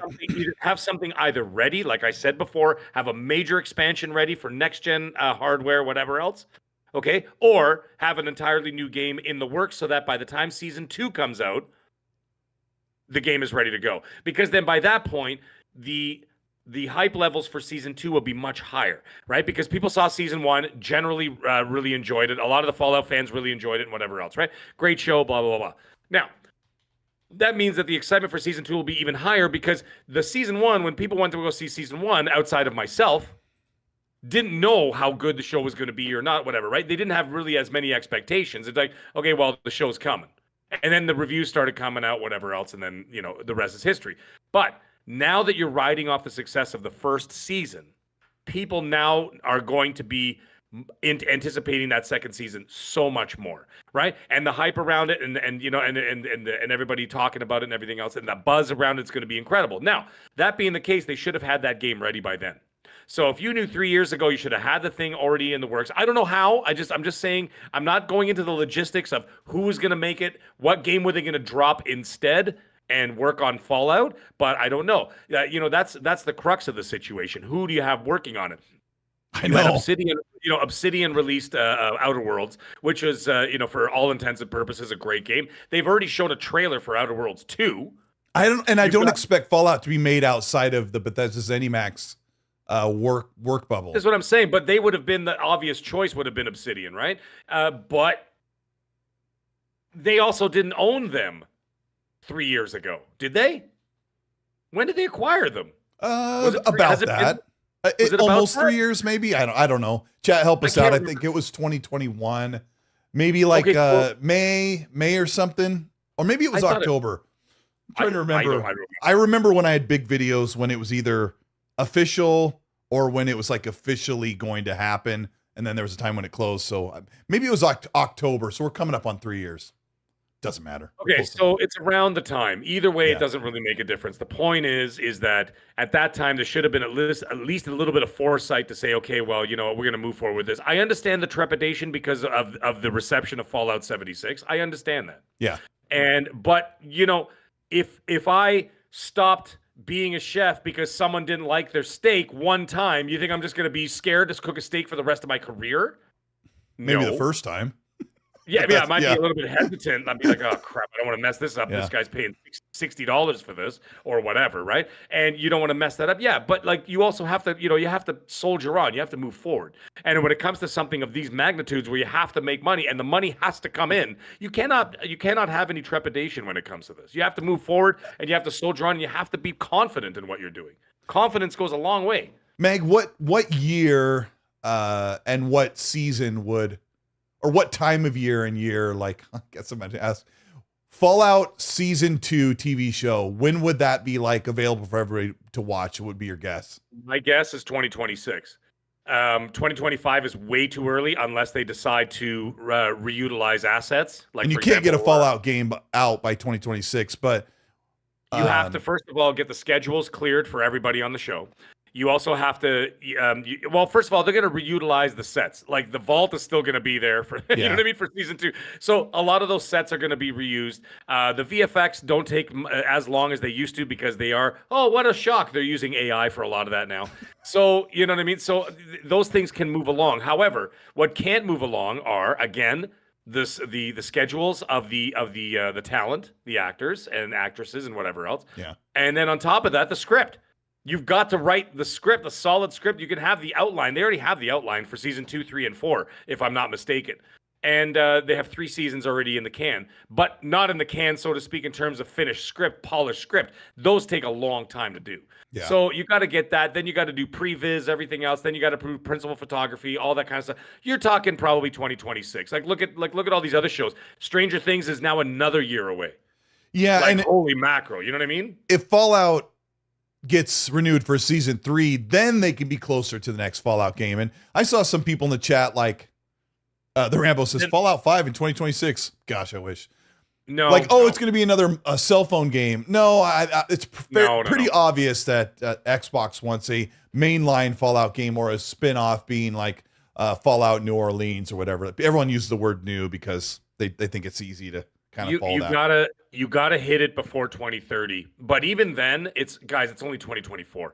I mean, right now, Fallout 5 would be out in 2035. So Mag's correct. It has to be before 2030, and then a 4 to 5 year wait for the actual big Fallout 5. Here's my idea.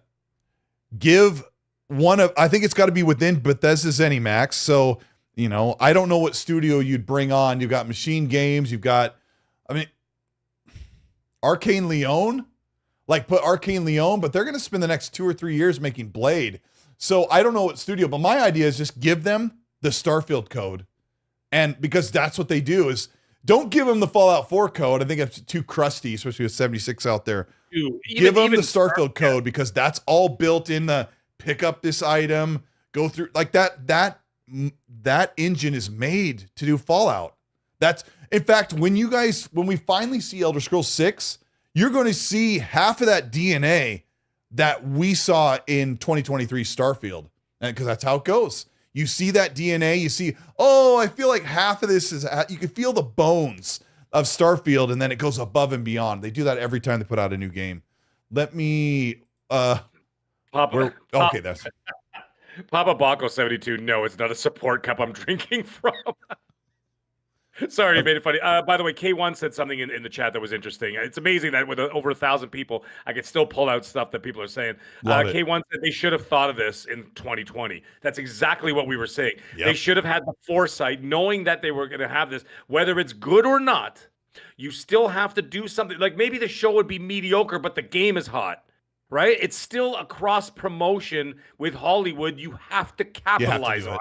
And this is why Sony will always succeed in that because they own, guess what? A Hollywood studio.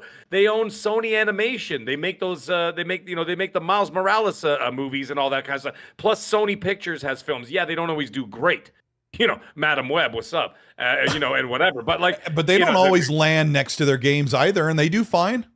And they do fine. I mean, look, they got a partnership with Marvel, and of course, all the Spider-Man movies make gangbusters, right? So, like, they do just fine with all that stuff. So, like, they understand that a lot of that is a showmanship, right? And part of that, they should have thought of this about all the way back in 2020 when they damn well knew that the show was going to be worked on. That's my call. And then it would have been a lot sooner that you would have been able to ride off the popularity. The show could be finished and done, and a new Fallout game won't come out. There's no momentum.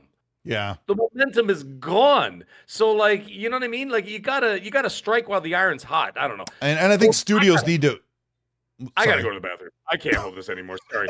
It happened. Look, dude, these glasses are like 2 liters. Well, okay, for Americans, a gallon and a half, almost 2 gallons. Okay, so I drink like 2 of these before the halfway mark of the show. I'm sorry, man. I'm not a camel. I'll be right back.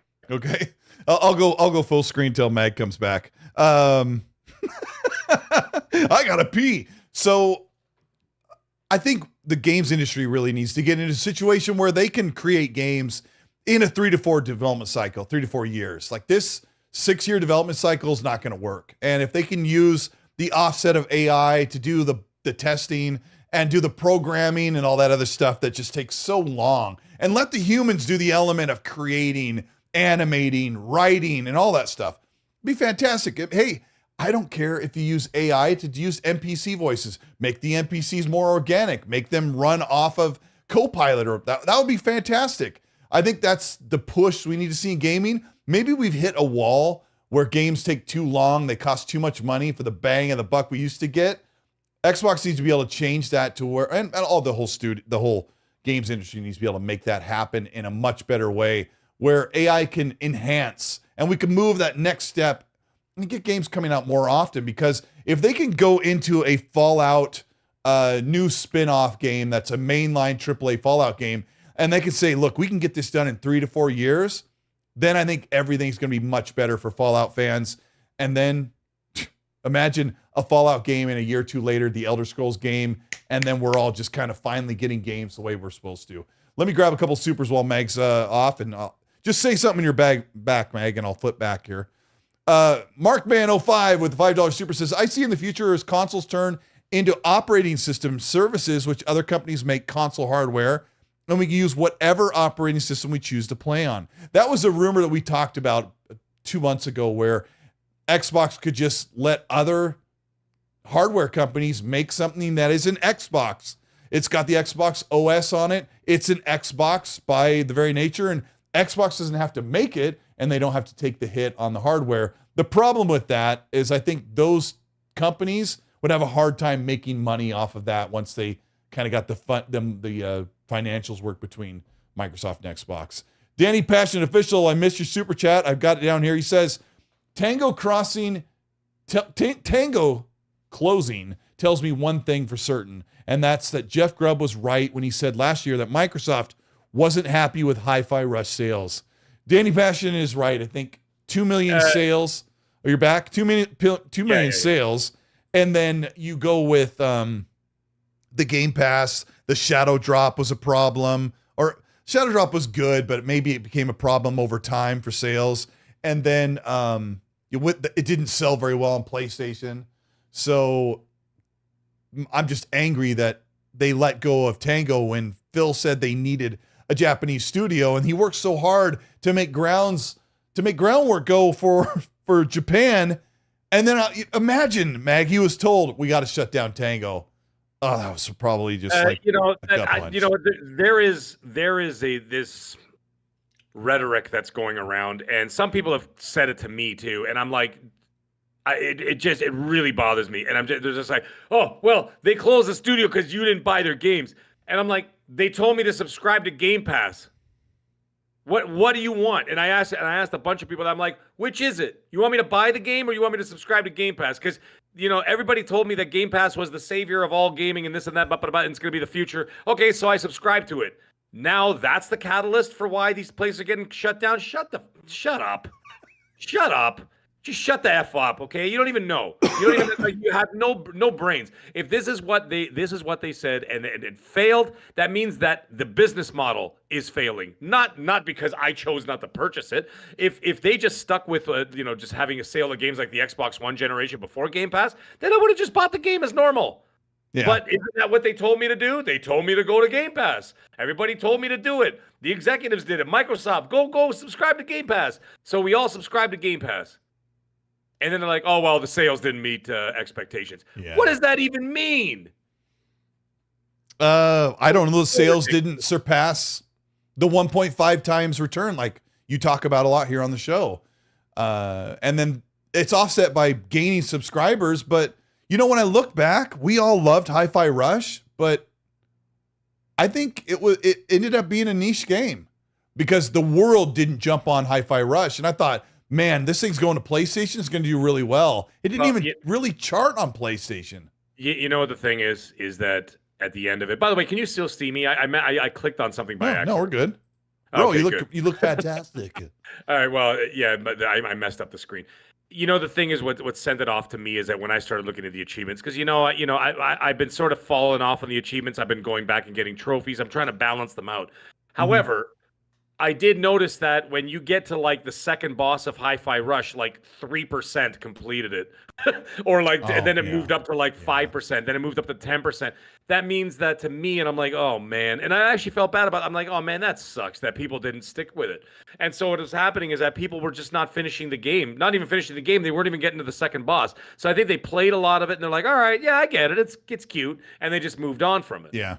And then I think people use that as like, and then they latched onto that game because a lot of the other games were just sort of lackluster. And so they grabbed onto it. I'm like, well, if you're grabbing onto it so hard, how come you didn't finish it? Because finish the game. Games live and die by word of mouth. What people saying, like, remember we always say this, you have to play this game. Like when everyone says, oh my gosh, you have to play Hades or you have to play Elden Ring. That word just spreads like wildfire, and maybe people weren't saying you have to play Hi-Fi Rush. I remember the I don't want to drag on this. We got a lot of stuff to talk about and we're like going really far, but a lot of people were talking about how they loved Hi-Fi Rush. Oh, it's such a great looking game, but it wasn't zeitgeisted. Is that a word? Zeitgeisted? Yeah, no. I understand what you're saying. Yeah. So let me move on because I want to talk about news isn't super ancient, but Sarah Bond was asked. Well, this will end the discussion about the layoffs and the studio closures. But Sarah Bond was asked directly from Bloomberg why they closed TangoGameworks and a studio that they needed and a game that was successful, Hi-Fi Rush. And Sarah Bond said, really in the games industry, it's just great that we have these creators that could just create games and you can make games and it reminded me of like an answer that you'd get in Sunday school if you go to church. Or like, they asked this really complicated question. Someone's like, if you read the Bible and love Jesus, everything's going to turn out A-okay. That's kind of like the answer she gave. And I was really ticked off. And I said, that's not what Sarah Bond should have said. She should have said, we're going through a difficult time. The industry's in major turmoil right now. And we regretfully, what's that? Yeah. I don't think she was allowed to say anything about anything. I'll ask you about that in a second. Go ahead. But I'm like, she should have said, everything's in real big turmoil. There's been cuts across the entire industry, and we've tried to foster a great relationship with people that we brought in, and we need to do better. I know people hate that when they say we need to do better, but they need to quasi apologize for what they've done. But I never thought like. My issue, I work in public relations and outreach. She should have been strictly coached from her PR lead, her PR point, saying, this is what you need to say.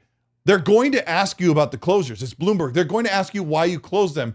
You need to say this answer. And what she said was not anything that a public relations expert or a communications point person would have told her to say. Knowing that business, she just thought, okay, I can't say anything. We don't want to admit any guilt or any wrongdoing or take any fault. So I'm just going to flower around and not even address the question at all. And it really upset people in a time of need where they needed answers. Meg, what's your take on that? Because you don't think she was able to say anything? No, I think she was told not to say anything. But at the same time, if she's told not to say anything, why'd you put her out there? You know what I mean? Like you put her out there, and you kind of threw her in the lion's den, and then you just said, "Oh, okay, well, you're in the lion's den now, and you got to deal with this. You got to take the heat because you're the president of Xbox, whatever." But you're not allowed to say anything. Yeah. What the hell is she supposed to? What the hell is she supposed to do?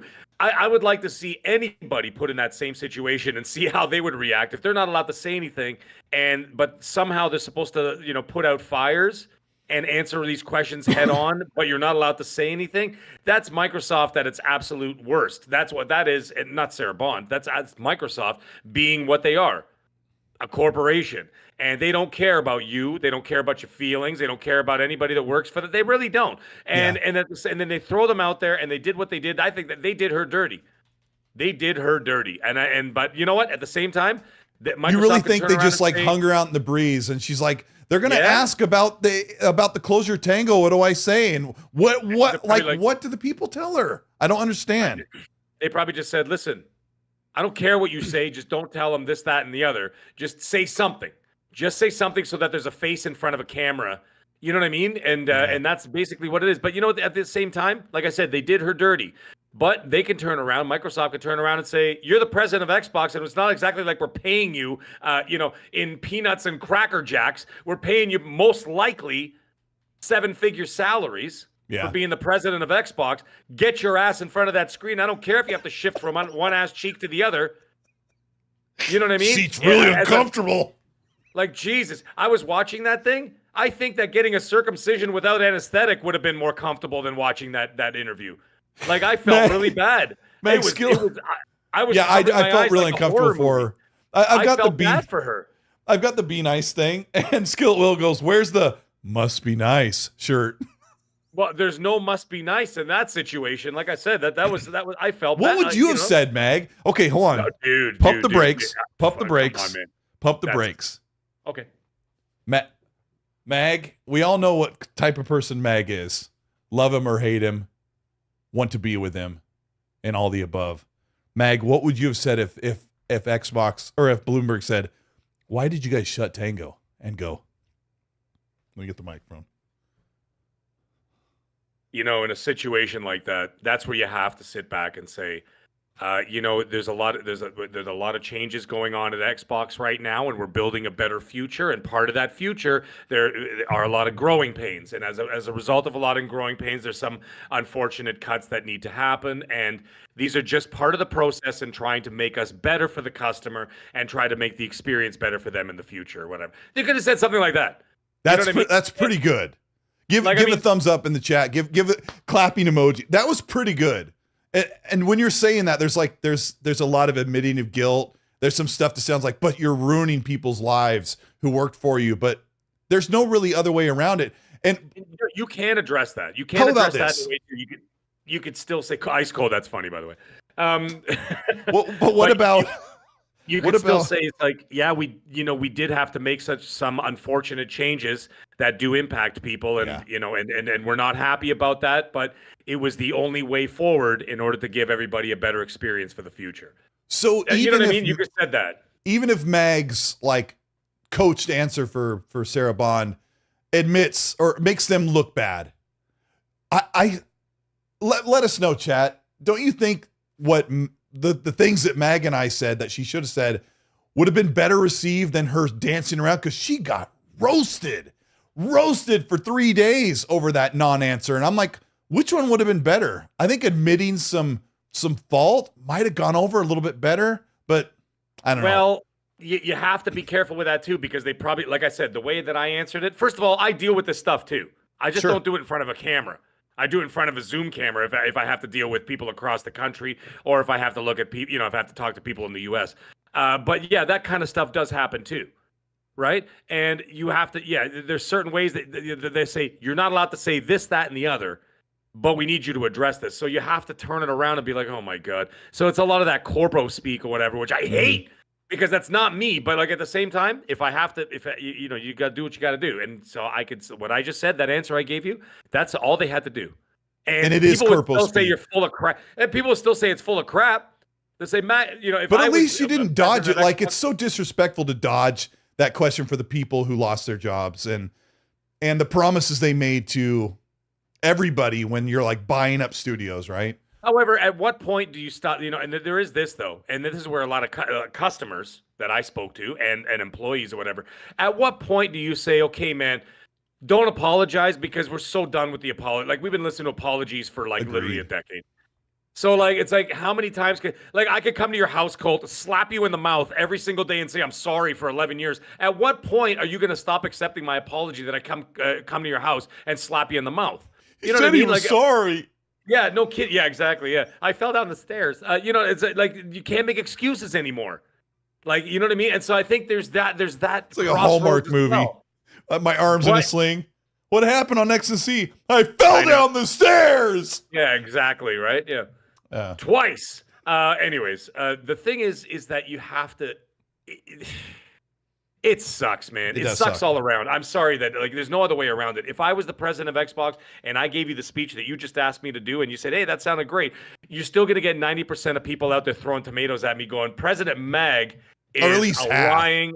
is a lying, bull-crapping, corpo, this, that, whatever, which you wouldn't be wrong. You wouldn't be wrong. You could call me all those names, and I would happily accept them because that's exactly what I would be. Yep. But Sarah, Matt Booty. You have to say not say what she did say, though. What she did say was absolutely insane. I watched the breakdowns. Holy crap, man. Yeah, it was rough. The what do they call it? I think that's what the difference is between Phil. Like, Phil very regularly just says, like, I'm going to say how I feel it is. And then he's not on topic. He's not on bullet point or point from his PR person. Like, I know that when Phil's speaking on these podcasts or the interviews, like, a lot of people say, oh gosh, Phil, I wish you wouldn't, why did you even take this interview? But you often get that on the sleeve answer from Phil, especially last year when they delayed everything. And he's like, we need to do better. And we suck sometimes, that sort of things like that. You're never going to win. You're never going to win. But I think it's at least being honest, at least corporal honest. I don't know. Honest. Yeah, let's say corpo honest, because they can't say the reality of the situation, which we said at the beginning of the show exactly what the reality of the situation is. Yeah. The reality is they have to carry all that overhead and keep the business afloat, plus add another 15% to pay back Microsoft for the purchase of the deal. So, and with that comes, I would say, okay, well, you know what? They're all making profit, but I'm sorry, we need another 15% on top of that because you got to pay me back. Right? Yeah, it just makes me mad that they're supposed to. They bought all these studios. They said they basically saved these people's jobs because much of Bethesda's ZeniMax and ABK was in turmoil. Those people weren't sure how long their jobs would be around in some of those studios. And then they end up laying off all these people. They've laid off like 2,000 at this point. I said the wrong number that included Microsoft stuff on my video. Sorry about that. Hey, I'm not perfect. You know what? Malik, I'm not asking Microsoft to, we're not holding them up to a higher standard. No. They've put themselves in a standard that's down here. No one's holding up anybody to a higher standard. They're just not producing. And when you don't produce, people are going to be more critical. And I literally just said, I don't want another apology. And I think most people are tired of hearing apologies. Yeah, and I'm actually asking for Xbox to put themselves at a higher standard a little bit because they've been so far behind. But we need to in order to catch up. When you're behind in the race, Colt, are you going to run if I'm 2 meters ahead of you in the 1,500 meter dash? Okay, are you just going to run the same speed the whole race and think you're going to catch up to me? No, they've got a lot to do to faster. They need to make up. Let's there's actually a big chunk of the show today, thank goodness, about the good news.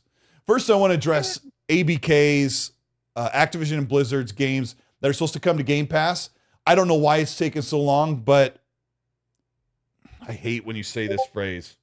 But I've been hearing people talk about they plan to put out Activision Blizzard games into Game Pass in chunks throughout the months, starting June. I'm assuming there's going to be a little segment at the showcase that's like ABK coming to Game Pass, which I hope it's very, very brief because this showcase should be about moving forward, not games that we all probably have already played, just want in Game Pass, right? So, I guess by June or right around the showcase, we'll get our first drop of ABK games, and they plan on not releasing. Bethesda got like 20 games the month that they closed, that they were official with Xbox. It sounds like Activision and Blizzard games are going to be coming in 10 games at a time or 5 games at a time every month throughout the year. There'll just be an onslaught of games, which a lot of them are big AAA games. It'll be interesting to see what comes in there or what ends up being pushed up in back compat as well. That could be pretty exciting. Let me move on to the next thing, which is to round out what Sarah Bond said. She was in that Bloomberg article. She said, and I quote, "We are committed to a powerful, dedicated Xbox console. We are still," she didn't say still, but we are committed to a powerful, dedicated Xbox console. Because amidst all this craziness, Mag, people are saying, is Xbox still going to do a console? Is Xbox dying? Is Xbox going to be turned into Microsoft Gaming? The other thing she said is every one of our first-party games I got to read the quote exactly because it's important. Quote, "Every one of our first-party games, day one on Game Pass." Because the latest rumor that has been going around. It was something that, excuse me, that was discussed when Xbox started talking about going third party in February, when everyone was freaking out, was that Xbox was going to tier away their first party games, or they would release them later on Game Pass. And I was starting to wonder, what if Xbox just says, you want Avowed, it comes out 3 months after we get a bunch of sales, when most sales slow down, that's when we put it on Game Pass. I would be so pissed off if they did that. Sarah Bond doubled down in this interview, knowing Microsoft's breathing down her neck, and said, every one of our first party games, day one on Game Pass. The big rumor, Meg, is that they are fighting amongst Microsoft. Microsoft wants them to put the next Call of Duty and every Call of Duty not on Game Pass and make people pay for it, maybe not drop it on Game Pass till halfway through the year. Okay. What do you think about that? Or where do you think the reality of that lands? Knowing what Sarah Bond doubled down and knowing you looking at like the revenue of Call of Duty and all that stuff. Man, that's a tough situation. But the thing is, maybe it's not as tough as we think. I mean, I thought about this all day today because it was something that I knew we were going to talk about tonight. And as I'm puttering around, it's Mondays are my day off, and I'm puttering around doing stuff around the house, and I'm thinking to myself, I was going back and forth on this all day. Mm-hmm. However, I still have to imagine that the majority of sales of Call of Duty are on PlayStation and PC. Okay. Not Xbox. So I think that by releasing the game on Game Pass, I don't think, it may be somewhat controversial for some people, but I don't think it's going to impact the sales as much as we think, because I think that Xbox is the lowest denominator in terms of actual sales of the game. I think it's majority PC and PlayStation, because they've had the marketing rights at PlayStation for X amount of years now, and I think a lot of that culture is already there. It's sort of been embedded in there, and of course a lot of people have made friends in there. They got a huge community, this and that. So I think that's there. Plus the PC market. Let's face it, the PC market is bigger than both of those two ecosystems combined. So I think that I think maybe they're going to weigh that out and say, listen, how many sales were on PC last year and PlayStation versus Xbox, and look at that and say, okay, well, let's look at that situation and say, okay, let's say out of the 2 million people, I'm just pulling out a number, 2 million people that bought it on Xbox, let's say we lose 500,000 to Game Pass, right? Because the rest of them will probably just buy it. Don't forget, that's a really smart observation. I never thought about that, because you just said it perfectly. Mag's talking about the PC sales of Call of Duty, PlayStation sales of Call of Duty, and Xbox. Where would the least Call of Duty sales be? On Xbox. So by putting it on Game Pass, you're doing two things. One, you're minimizing the damage of the sales, because not everybody who buys Call of Duty is just going to automatically play it on Game Pass, because there's still a lot of people on Xbox, clearly, that are not subscribed to Game Pass. And a lot of those people it could be the casuals, the average Joes, the whatevers, and they just play Call of Duty and FIFA, or Call of Duty and NHL, or Call of Duty and Madden every year, whatever. Yeah. And they'll just go out and buy it like they always do. They're not looking at Game Pass. They don't care. So you're still going to get that, let's say out of 2 million sales, you might project that 1.5 are still going to just buy the game as is, because they buy Call of Duty. People buy Call of Duty. And maybe you might entice 500,000 of those 2 people are just going to play it on Game Pass. Like I said, I'm just pulling out numbers out of my ass here. I'm not saying this is fact. I'm just saying this is that's what I think it is. But their focus, again, is going to be PlayStation and PC, where I think the majority of the sales are. So therefore, Game Pass is not going to affect it. Now, there is PC Game Pass. Yeah, that's what I was just thinking. That could be a thing. However, there's another caveat that we have to look into. And the other caveat is there the possibility that they add another tier, a tier even higher in Game Pass, where you put Call of Duty in? Where do you draw the line of where it actually makes sense? So let's say someone on PC is now going to be paying $20 American. Okay, what are you guys paying now for Ultimate? $16.99? Something like that. 18 with tax, something like that. Okay, yeah, so let's say they raise it. Okay, so let's say they raise it to 22. Okay, with tax. Okay. But it's only $2 more plus tax. You're looking at $22, right? So if you look at that, a PC gamer who's not using Game Pass saying, "Why am I going to get on Game Pass? If I subscribe for 3 months, I've already paid for the game, and I don't use Game Pass. I'll just buy the game." Right? Especially if they're like, I usually play Call of Duty for 6 months, so. No, I'm going to be paying $150 or $120 for it, or whatever it No. is. Yeah, And I if mean, Game people have Pass to make was those $10, choices.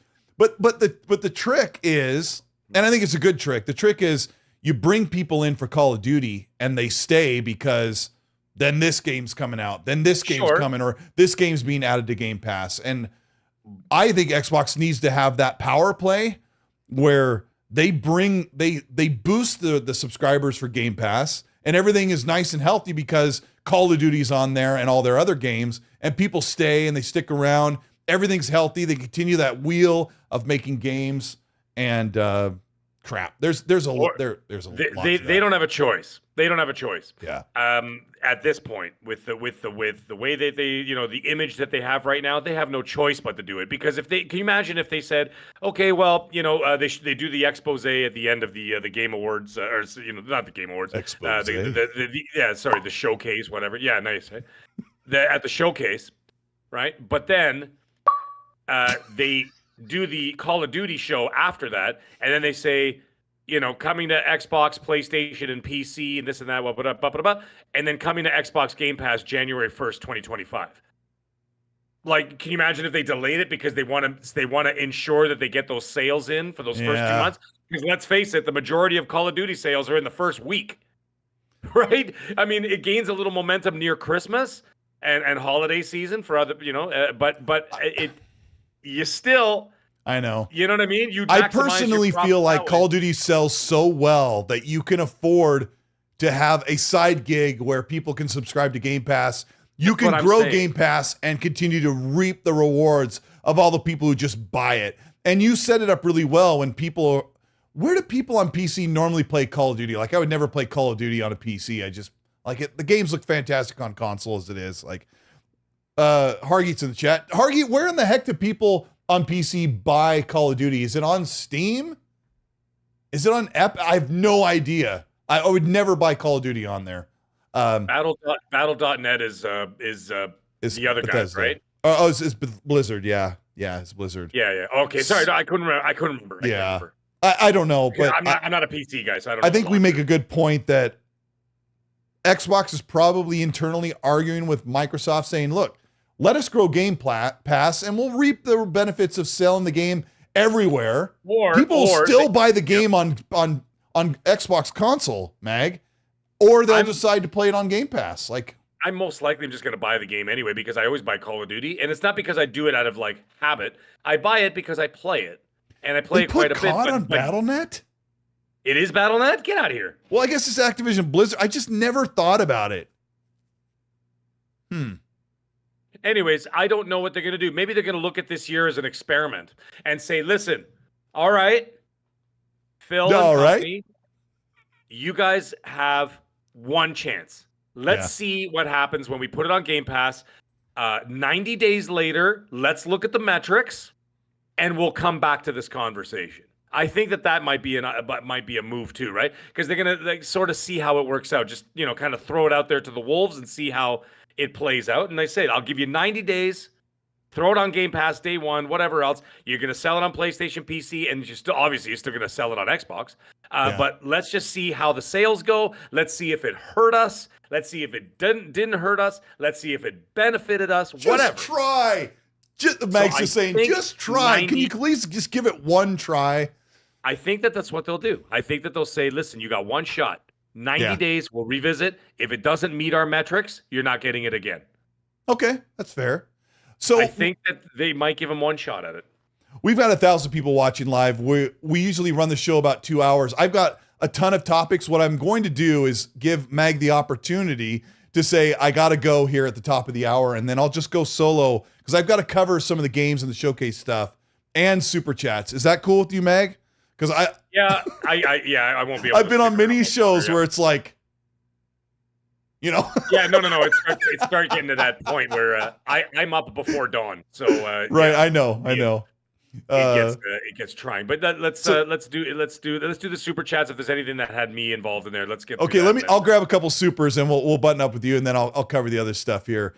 Let's see if I can. Thank you so much. Udani Kazadi is doing a great job moderating, keeping an icabod Crane, thank you so much for the $5 super. says once they bought ABK, they quit being just a fun little side project for Microsoft. Now the bigwigs expect Xbox to be as big as every other Microsoft product. Well said. Well, like, yeah, the side project. Yeah, they did. They did treat Xbox that way. It's a good chat. Bit Fernaldi, thank you so much for the $5 super. Says, I'm not switching to Sony. I have a very capable PC. I'll just play on that till Xbox removes their heads from their posteriors if I have to. And 13 people like that chat. Bit Fernaldi, you're amazing. Johnny X1 with the $5 super says, can't trust Xbox. No, you can't. You're gonna have to. They have to prove themselves. Go ahead. I was just gonna say I just don't trust Microsoft. It's not so much Xbox to me. It's Microsoft that I have a problem with. Although I don't, Microsoft's Xbox management, they could tighten the reins on a lot of those studios and, find out what the hell's taking people 7 years to make a game or, 6 years to make a game. You guys got to tighten that ship up a little bit. But anyways, carry on. Yeah, and there was a little bit of that. We want more people and more money to make our next game. And then some of those studios got cut because they asked that. Really sucks. Risker for the biscuit. Thank you so much for the Australian. $7.99 says, well said, Colt. Creators that lie to their subs shouldn't be platformed either. If you buy subs and lie about horrible events in gaming, you are scum. That's one thing I have never done. I've never lied. If someone says that, Meg likes to make fun of me for this. If someone says that I lied about something, it's because I got it wrong or something changed. And I would never. Every one of you that are here watching our show are here because of Mag and I. All those subs that you see there because I've created 570 videos over the past 6 or 7 years. And it's really hard to get this far and get this many people who actually want to give a crap to listen. We love you guys so much. Hit the like button for Mag for being here. 14 months in as X and C co-host. Bro, you're awesome. Here's the last one, and we'll let Mag go, and I'll cover the rest of the topics. Silent Cypher with the $5 says, Mag, 16s haven't, he means F-16s haven't been produced since the 90s. The only refurbished, repaired since. Those planes aren't going to stand against a new plane that has AI. Sure. But that wasn't my story, so. Yeah. We both saw the correction that it was F-16s, but Mag, would you go in one of these F-16s if somebody said? No. I don't even go in plane. I don't even like going in plane. I go in planes all the time, but I don't even like. If they said there was an AI running a plane, which, by the way, let's face it, without the takeoff and the landing is basically just AI anyway. It's the computer doing it. Yeah. Like they're just there as like in case things happen, right? And I try not to think about that because I do not like to fly. Even though I like how I don't like it. You want to be a cool guy, like you're like the big macho guy, but when it comes to hey Mag, would you get an F-16? You're like, nope, not a chance. I wouldn't either. Chat, would you guys want to go in? I'd be terrified of just barfing all over my helmet. 80 Storm, you rock. Sorry, Zach. First time watching, long time listener. Thanks for everything you guys do. Appreciate you guys so much. Yeah, and there's still 970 people here. I still caught that chat. Awesome. We're going to talk about Perfect Dark, State of Decay, another game that's another huge game that's going to land in 2024, and a little bit more of the lineup for 2024, like a breakdown of that. But before we do that, I want to say goodbye to Mag, not leave him up so he can't get his beauty rest. Mag, I appreciate you so much. What are you going to be doing the rest of the week? And will we see you next Monday for XC? Of course you're going to. Well, what's next Monday? No, it's a long weekend here in Canada, but I am available for that one. The Canada Day weekend, I will not be available. That's not till July 1st. But yes, I will. Of course, I'll be here next Monday. But anyways, it was an awesome time. I'm sure we got some stuff to talk about next week when it comes to the showcase and everything else. What are you pouring? I hope you're pouring that on your keyboard. Just straight vodka. Yeah, I thought so. Yeah, that's what I would be doing if I didn't have to get up tomorrow morning. But no. We got a busy day. I got a busy week. I don't know how much gaming I'm going to get in this week because a lot of things going on at work that do require my attention. It's going to be I got to buckle down with a bunch of stuff. Yeah. There was so much holiday stuff that I did. Like there was like 3 days where I didn't get to play stuff. So awesome, Meg. I'm going to let you go and I'll talk to you throughout the week. Give me all those juicy details and I'll cover some of the stuff that I teased everybody for the show. And I appreciate you, bro. Give a thumbs up for Mag, everybody. We appreciate it. Thanks, guys. We appreciate everything, every single one of you guys. And we'll see you all next week. However, I'll leave you with one last thing. Someone told me, keep an eye on Master Chief Collection coming to PlayStation. Okay, everybody else, have a great night. And we'll talk to you guys all real soon. See you, Meg.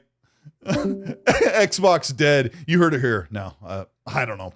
Yeah, I guess. Yeah, put Master Chief on the Xbox. Boy, it's weird being here by myself. I'm scared. Okay, so I want to cover some of the game stuff. Let's see. I actually need to move this over here. I was planning on talking about this while I had Meg. I got to go back to this for 1 second. Copy this, bring it over here, and turn this on. Yeah, I'll put this right here. Hey, that'll fit nicely there. Is that okay? We're gonna run the show solo here. I want to Hargy Johnny puts Master Chief in the thumbs up with the Master Chief icon. I appreciate Meg so much, and he's become a good friend. So thank you guys all for supporting the show. Let's talk about Perfect Dark first, because I love Jeff Grubb so much. He took so much heat, and then he tried to defend himself for a couple tweets. I'm like, I wanted to say, Jeff, you don't have to defend what you said. He made one statement.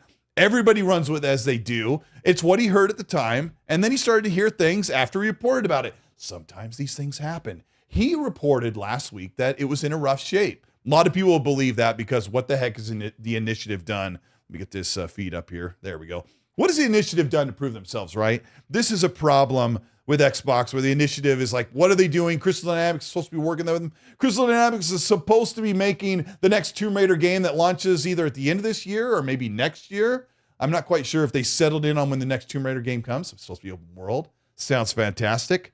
But I talked to someone who said that the initiative has a whole entire team in the Santa Monica area that's working with them. Big developers that have been working on Perfect Dark. The new report is that Perfect Dark is actually in a really good place, and that it is very possible we'll see Perfect Dark, finally see it in engine at the game showcase. I don't know if that's true. I would expect after all this time, they've been working on the game since at least 2019. I think it was 2019 when Drew Murray showed a playable build to good old Phil Spencer. So yeah, so Perfect Dark is supposed to be in a good situation, it's supposed to be in a good place, and we're supposed to see it very soon. I'm excited about that. So I don't have any more information other than we heard rumors that the game has a lot of first-person parkour. It's a fast-paced game. It's got first-person shooting. There was a leak that came out about Perfect Dark that I was shown. I won't say who told me, because I think it's absolute bullcrap and I don't want to embarrass them. But the leak said that Joanna Dark is involved in her love affair with a woman named Eve, who is dealing with her colonial past. And it sounded like this woke stuff that people always make fun of. The funny thing about this leak, it was very detailed and way too specific. It sounded like the same crap they were peddling about Tomb Raider. When I read it, I'm like, that's bullcrap. I don't believe any of that. So whatever you're hearing about story-based or characters for Perfect Dark, I don't think anybody that actually knows what's going on knows what's happening with the story and the situation with the characters for Perfect Dark, other than Daryl Gallagher and Crystal Dynamics make amazing looking games. Think Rise of the Tomb Raider. Think the graphics from Marvel's Avengers from 2019 or 2020. Yeah, that game looks beautiful. But yeah, I mean, that was Square's fault. Live service game. But yeah, I'm excited for Perfect Dark, and I want the initiative to knock it out of the park. So that's what we have coming for Perfect Dark. State of Decay is supposed to be, I think State of Decay might make an appearance at the Xbox Game Showcase. I've heard of a couple things that I'm not allowed to talk about, like really small things, but it sounds like the Coalition has been over there a lot. The Coalition is based in Vancouver, and I think, in Vancouver, BC, which is a few hours north of Seattle. Sounds like they've been heading down to Seattle for Undead Labs and working. State of Decay is supposed to be in Unreal Engine 5, I think. So I'm expecting State of Decay to look way better than... Here's what I'm going to say. I would not be surprised if State of Decay looks fantastic visually and graphically. And I hope that they've got animations, because that's one thing that the combat didn't have, like that really great fluid animation. And when you rifle through a car, your character just goes like this in a little circle, completes. Like, you compare that to Days Gone, where he takes a Rambo knife and hooks into a trunk and opens it up and reaches in there and pulls out like the gear. Like, I'm hoping they kind of bring that level of immersion and that that post-production polish into State of Decay 3. So it sounds like that one's doing really well. I've got another game I want to talk about that is supposed to be shown at Showcase and possibly getting a release date for the holiday. Let me grab some supers. Thanks to all of you for supporting the show. Really appreciate it. Hit the like button if you're here. What are we at? We've got a little over 800 people watching the show. We appreciate you so much. Let me hit this over here. We've got Zave Streeter. Thank you so much for the Australian $8 super chat. They said, hey guys, love the podcast. Do you think Game Pass is hurting Xbox and that's the reason for the studio closes? No. Like we tried to establish throughout the show, everybody is having the same problems and they don't have Game Pass or they're not running Game Pass for Xbox. So I think Game Pass's main problem for growth is they are not getting enough big games that are popular on the service often enough. And that's going to be your major problem. Once Game Pass have big games, like there was an uptick when Pal World was there, you have to have popular big games. And believe it or not, I think there's going to be at least 8 big games at the end of the year. I'm going to talk about them with the graphic that's up here or up here. I don't know. Where is it? Let me look. It's up here. There we go. Yeah. Stage right. So, or stage left. I don't know how you do it. I don't know in musicals. So I'm going to talk about that in just a second. Let me get these supers here. Risk It for the Biscuit says, thank you for the Australian 8, Risk It. He says it takes 6 years, guys, to make a Fallout. I think that's not why they're doing this. I posted why they did this on Twitter. This ain't it. Well, I haven't seen your tweet, but Meg and I are going to stay on the idea that they're going to come up with a way to get a game out in 4 years, not 6, because 6 years, you might as well just wait for the next game from Bethesda Softworks. So I think there's multiple reasons why. Hopefully one of them is to bring more games to us. Let's see. We got you, Donna Quezada. Thank you so much for the $5 super. Says, Fallout New Nashville, set where every female NPC is just a slightly different dressed Taylor Swift, and the soundtrack is just T Swift and Natalie Imbruglia. That's fantastic. Natalie Imbruglia is Australian, but New Nashville, people saying Texas where they should put the game, or New Orleans, or what did I say? I had an idea. I don't remember. Maybe it was, oh yeah. Meg and I were talking about the idea of putting the game in San Antonio. So you've got like the whole thing with a faction in Mexico and the Americans versus Mexico and the cross of all the craziness. You know, you got the Alamo and everything. It could be pretty cool. Kismooth has something to say about Fallout. Thank you for the $5 super. He says, why not just remake Fallout 3 in New Vegas until you get Fallout 5? Well, I don't know if they're actually remaking Fallout 3. Somebody told me, and I don't believe it, that Fallout 3 is an actual remake. I feel like it's going to be a remaster. And as I've said, everybody has a remaster except for PlayStation because of their abysmal back-and-pat situation. So taking the time to do a Fallout 3 remaster only serves the PlayStation 5. Who gives a flying crap? I want a remake, not a remaster. New Vegas Fallout 3 would be amazing. Like, can you imagine giving your team 3 years to just make a full remaster of Fallout 3 in New Vegas, bundle them together, and it'd be the remaster of those 2 games with all the DLC? Like, oh my gosh, that'd be a good way to kill like 400 hours. God Emperor Sofa King, thank you so much for the 5-member chat. Says, yeah, but I thought you unsubscribed from Game Pass. Yeah, Meg did until the beginning of the year. And you re-upped. So Silent Cypher says with a $2 super, thank you, Silent. What Sarah said felt nonsensical and panicked. Yeah, she looked really upset. Almost like she didn't think that question was actually going to be asked. But expect Ryan McCaffrey's interview with... This is so weird being by myself. I'm like, am I still live? Expect Ryan McCaffrey's interview to have half of that interview pointed at Phil for the current situation Xbox, Microsoft, and Activision and ZeniMax are in right now. It's going to suck because it's deservedly so for them, but for us as fans who've been waiting all year for Gamer Christmas, Showcase is supposed to be really good. I'm hearing really great things. We're going to be really excited about the games that surprise us, the games we've been waiting to see, some of the surprises that we're going to have a packed 2024 and early 2025. All that excitement is going to be vacuumed out of the room when they start talking about the accountability that Xbox has to pay for with Microsoft pulling the strings and Xbox not doing their job in a lot of aspects. It's going to really be a sucky moment that's going to put a damper on the showcase, post-showcase on Sunday afternoon. So buckle up for that. Kind of ticks me off, but like I said, deservedly so. This is the bed that they have to lie in until they get their shiz in order. Hargy Johnny, he added that PC Game Pass will also reduce sales for Call of Duty to Mag, and Mag and I covered that as he was writing it, but thank you, Hargy Johnny. Thank you so much if you're still here, Hargy.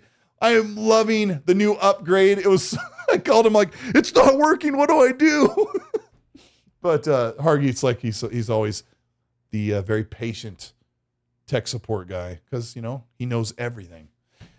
Thank you so much, Short, for the $2 super. Says more players, more skins to sell. This is a great point that Short's saying, because if you can get Call of Duty free on Game Pass, wouldn't you be more apt to say, you know what? I want to buy some microtransactions. I want to get a couple crates, or I want to buy a couple of skins, or I want to buy the expansion or whatever because I didn't pay $70.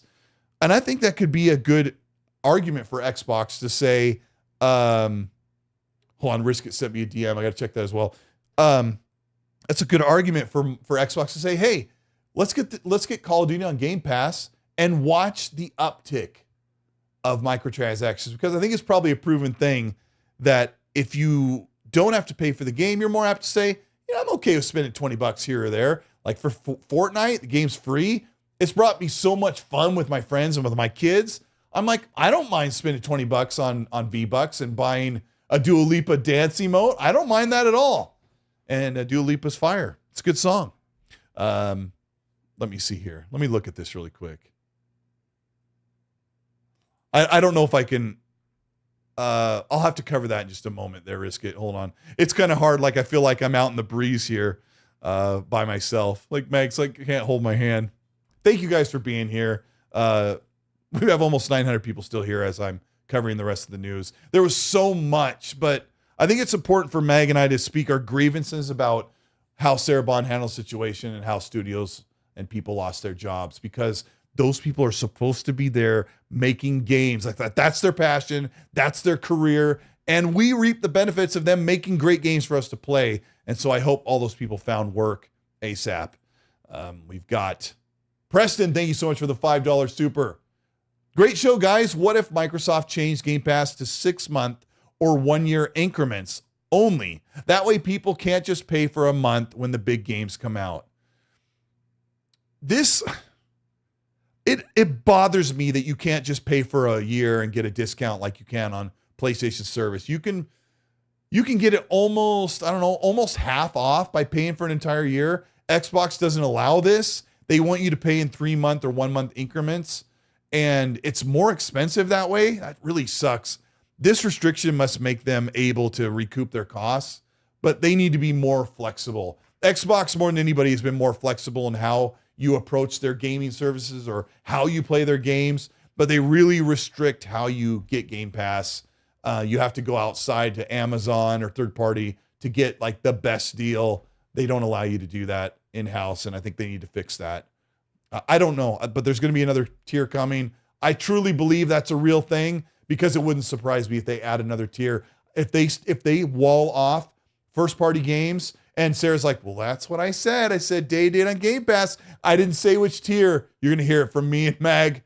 And you should also let them know as well. Udana Kizada says, am I going too fast? I feel like I'm going too fast. I don't want to waste your time. I want to get into all the news. Udana says, thank you for the 5. For every like, you add a crease to X-Vault Koala Gamers PlayStation shoes. Udani! I don't know who this X-Vault guy is. Never heard of him. Okay. So here's the next game. Tom Warren just teased that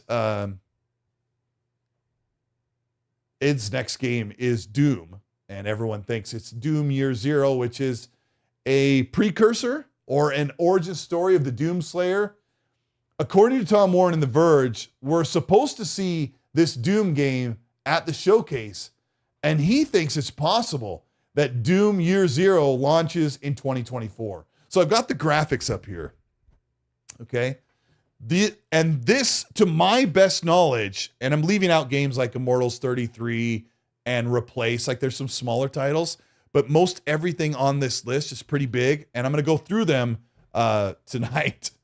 Senua's Saga Hellblade 2 is coming out on the 21st, and hopefully I'll have a review out for that. And that's the next big game. Avowed is still set for 2024.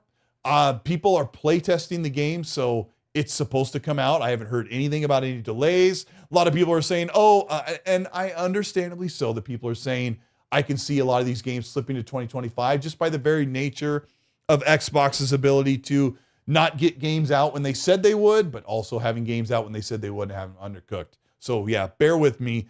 This is my best guess of what's coming out based on where we are.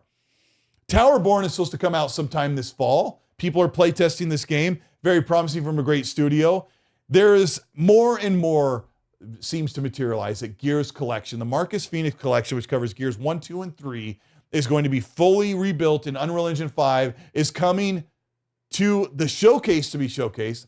I don't believe this game is going to be announced for PlayStation day one, but Mag makes a good point that they're legacy games, but Gears isn't a legacy game on PlayStation. Watch me just stand over my mic. I want to hear what you guys think in the chat. I'll try and keep an eye on that as well. The Gears is not a legacy game, so why does it need to launch on PlayStation? It would be really weird to announce Master Chief Collection, which is 8 years old or something, to announce that coming to PlayStation and PC. It's already on PC, isn't it? Isn't Master Chief Collection already on PC? Like announcing that Master Chief Collection to PlayStation 5 at the game showcase. Weird place to do that if that's a real thing. But I'm going to say that I may be wrong. I don't think Gears Collection is going to get announced and have the PlayStation logo on it. I mean, normally they wouldn't. They would just say Gears Collection coming to Game Pass and Xbox, and then the media, what do you call it? The news briefing afterwards would be like, it's coming to PlayStation. That would be the biggest news out of all of the showcase, no matter what happened. If the journalists get to report post-game showcase that Xbox Wire or whatever is telling them that Gears Collection is also releasing day and date on PlayStation 5, that news would overshadow everything that the showcase did, because PlayStation would finally get a banger, killer, amazing looking, visceral third-person shooter outside Helldivers. So yeah, that would be big news. Stalker 2 is coming. I guess rain or shine, Stalker 2 is coming. Oblivion Remaster. Every day I believe this is not a real ongoing project, that this has been canceled, as well as Fallout 3's remaster or remake. I am not very confident that those games exist still, but I have heard a lot that Fallout 3 remaster is still a thing. But for some reason, Oblivion to me seems like that game didn't go forward and it's not happening. But believe it or not, it's been 3 years. Forza Horizon. I'm going to do a video breaking down all this so you can see it in the next week or so. But Forza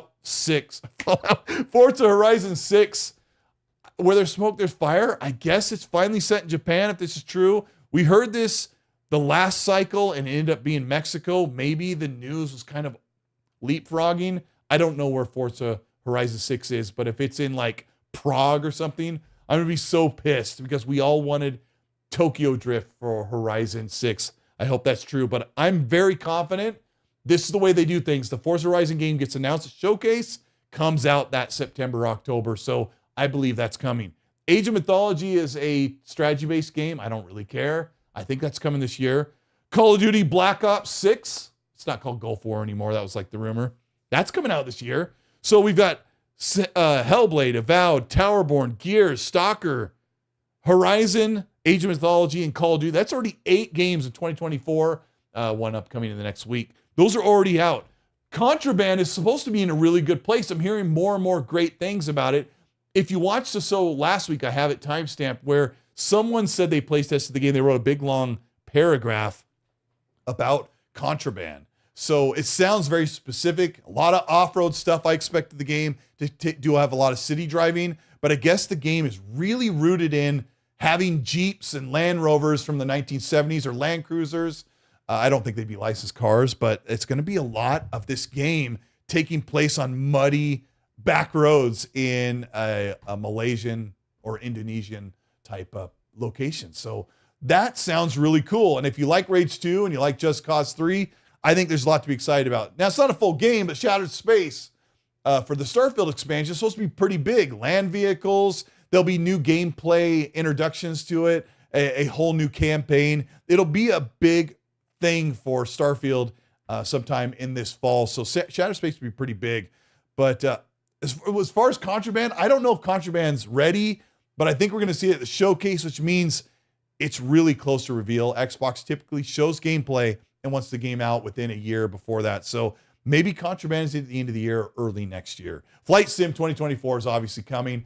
I've heard rumors that Flight Sim is going to be announced to be fully multi-platform, or they're going to show an announcement and say, oh, by the way, 2020's or 2021's Flight Sim, or 2020, depending on where it landed, is coming to PlayStation. I think that's a real rumor. So maybe the old Flight Sim from 2020 and 2021 will come to PlayStation while everyone gets in on Xbox and the PC for 2024. So 2024, if you don't care, at least has a bunch of big gameplay elements. There's a bunch of gameplay modes that are more video gamey for Flight Sim, plus you get the whole entire planet to play with.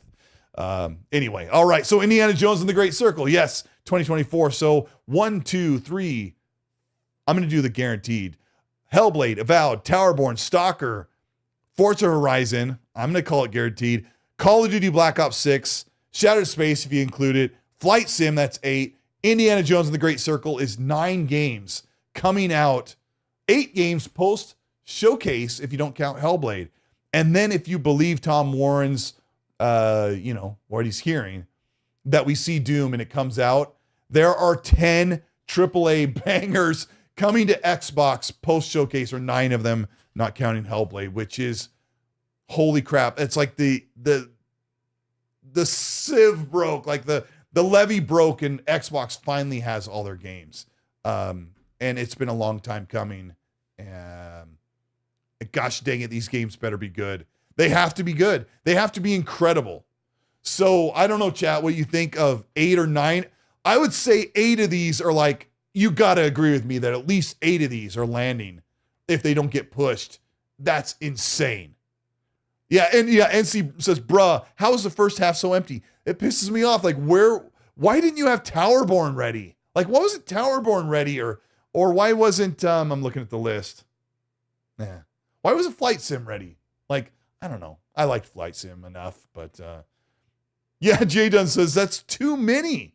It's too many games. There's at least 8. And then you've got Immortals 33, which is a small indie game, Dungeons of Hinterland, and Replaced, that are smaller games. Cygnus says, where's Everwild?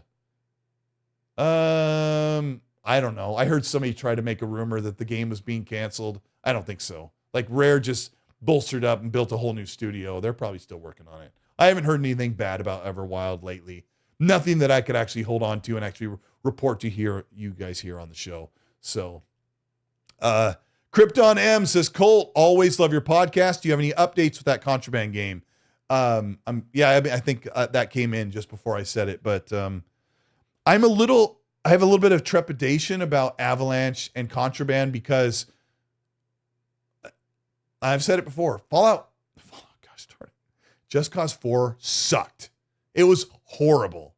It was horrible. I couldn't even finish it because the structure of the game was so ridiculous that getting to the last campaign was so blocked off by ridiculous challenges. Like, I had to fly under bridges and do all these timed things and rack up enough chaos that wasn't taking down bases. I had to do stupid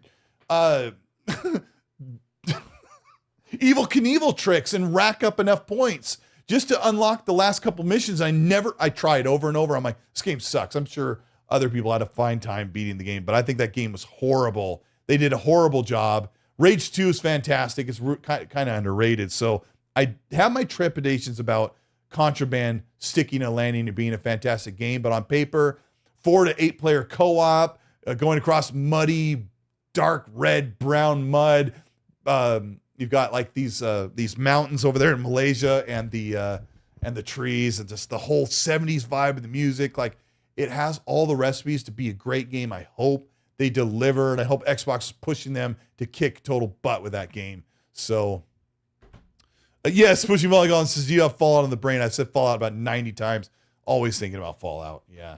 And oh, yes, Chris says Mad Max is great. Yes, duh. And I had that in my video about Contraband. Yeah, Mad Max is fantastic. And I would also say, guys, like Tuggernaut says Rage 2 is too buggy. Chris and Tanner Dake say Mad Max was great, 10 out of 10. Yeah, and wouldn't you also agree that it was a little bit underrated? Like, I don't know what it like scored overall, but I think a lot of the fans are like, oh, it's so fantastic, but not everybody like played it. They missed out. It was so good. I was even replaying it when I made that video a couple months ago about Contraband, or as I call it, Fallout Band, because I can't stop saying Fallout. Yeah, I appreciate you guys sticking here when it's just me. You just have to look at my face like so gigantic. Yeah. David Smith says, is that a new Gears? There's a rumored Gears of War collection. Also, I didn't mention, because it's not coming out anytime really soon, but I really think we're going to see a tease for Gears 6, and then that Gears of War collection will be the big release, and then Gears 6 is just right around the corner. So, yeah. Wait, Mythic Deidro says, Adam Jensen from Deus Ex, if you're saying I look like him, I used to look like him when I was younger and skinnier. I was like, hey, that's me if I had hair down to here. But yeah. Staring contest, Crow says. Let's do it. You know, somebody was mad at me for the surprise face I did when Red Wolf was on the podcast with Fonz and I, or I think it was Hargeet at that moment. But he's like, I just don't understand. That's so disingenuous that you did this. I'm like, dude, like Red and I, that's all we do is joke. I'm trying to have fun. You guys ever have fun on a podcast? Yeah, let me see. So I think that's the 2024 lineup that I wanted to cover for you. And I really appreciate you guys sticking around with me going solo. I felt like just all by myself here, just hanging out in the breeze. But 2024 looks pretty good. So I'm going to give you guys a second to look at this graphic and tell me from this list. Okay, let's ignore Oblivion and Fallout, because like I told you, I don't believe those games. I don't like really feel confident they exist.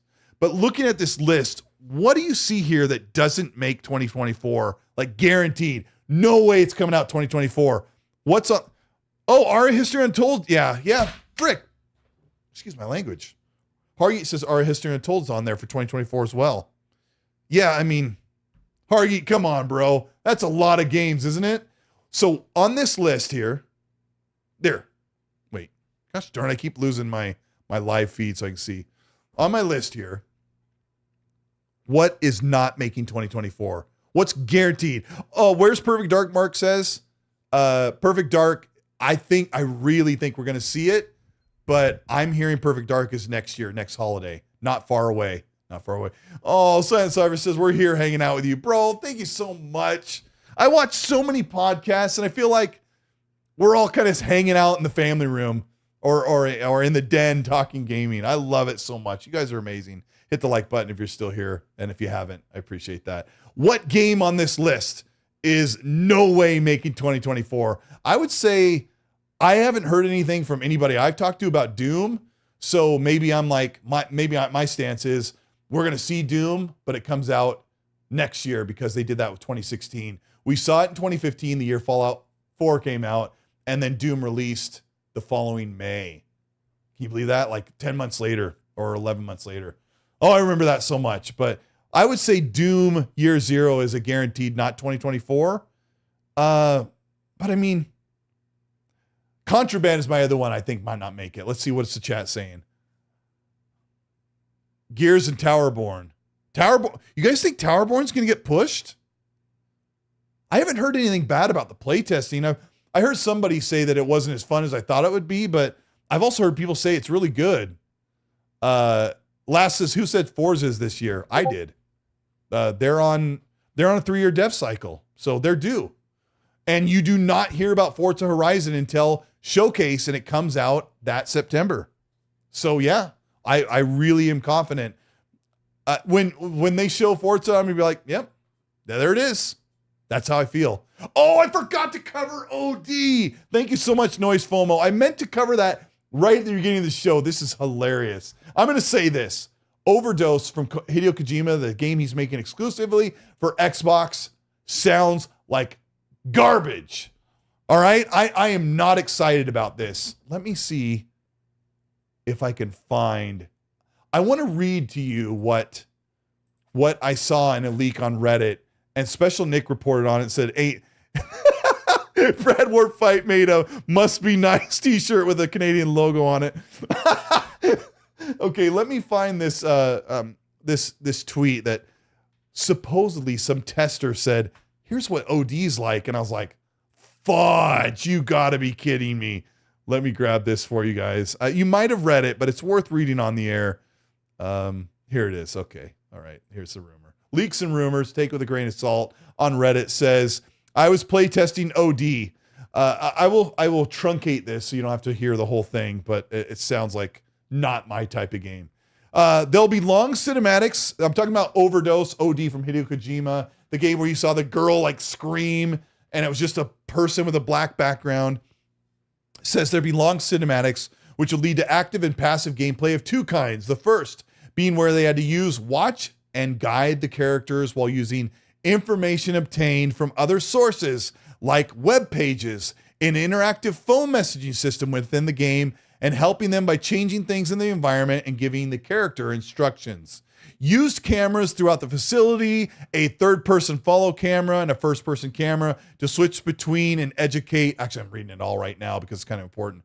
The second, it just sounds like a point and click thing. And then it sounds like they want you to go and look on your phone or pull up a web browser and search and find information so you can answer or respond with the right click or something like that. Like Hideo Kojima's like, hey, we could get up to use Google and whatnot. And I'm like, oh my gosh, it sounds like not a game I want to play. I'm sorry if I'm sounding rude, but I'm just going to say it how it is. And I don't, he has a magic, and I felt that magic in Death Stranding, but it just sounds like something I don't want to play. The same thing I would say with Project Mara, which Ninja Theory was supposed to be working on, which is really an interactive thing. Like, I just want a video game, all right?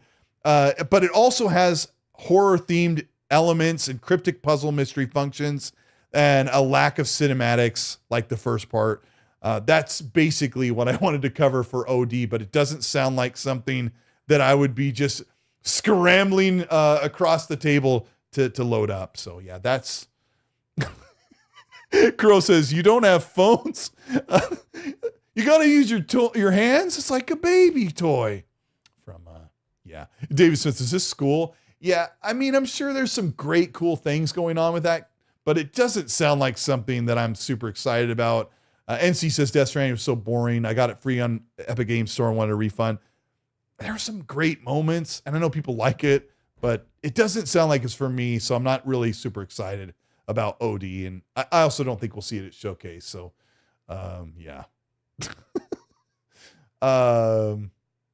Yeah, I think that's pretty much, yeah, but anyway, back to the lineup. Hellblade Metacritic prediction, Colt, please. 85. The first one was an 81. This one should be better in every way. It's not super long.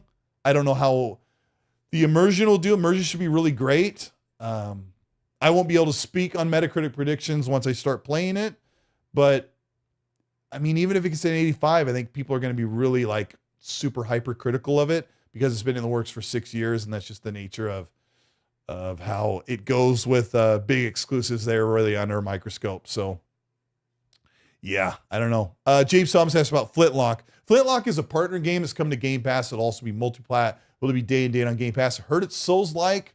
So far, I haven't seen anything that's got me super excited. My problem with Focus Entertainment games is they all kind of feel or borrow from each other. Evil West is an okay game if you play it on an easier difficulty. What was the game they put out where you slide through the sand? It came out last summer. Oh my gosh.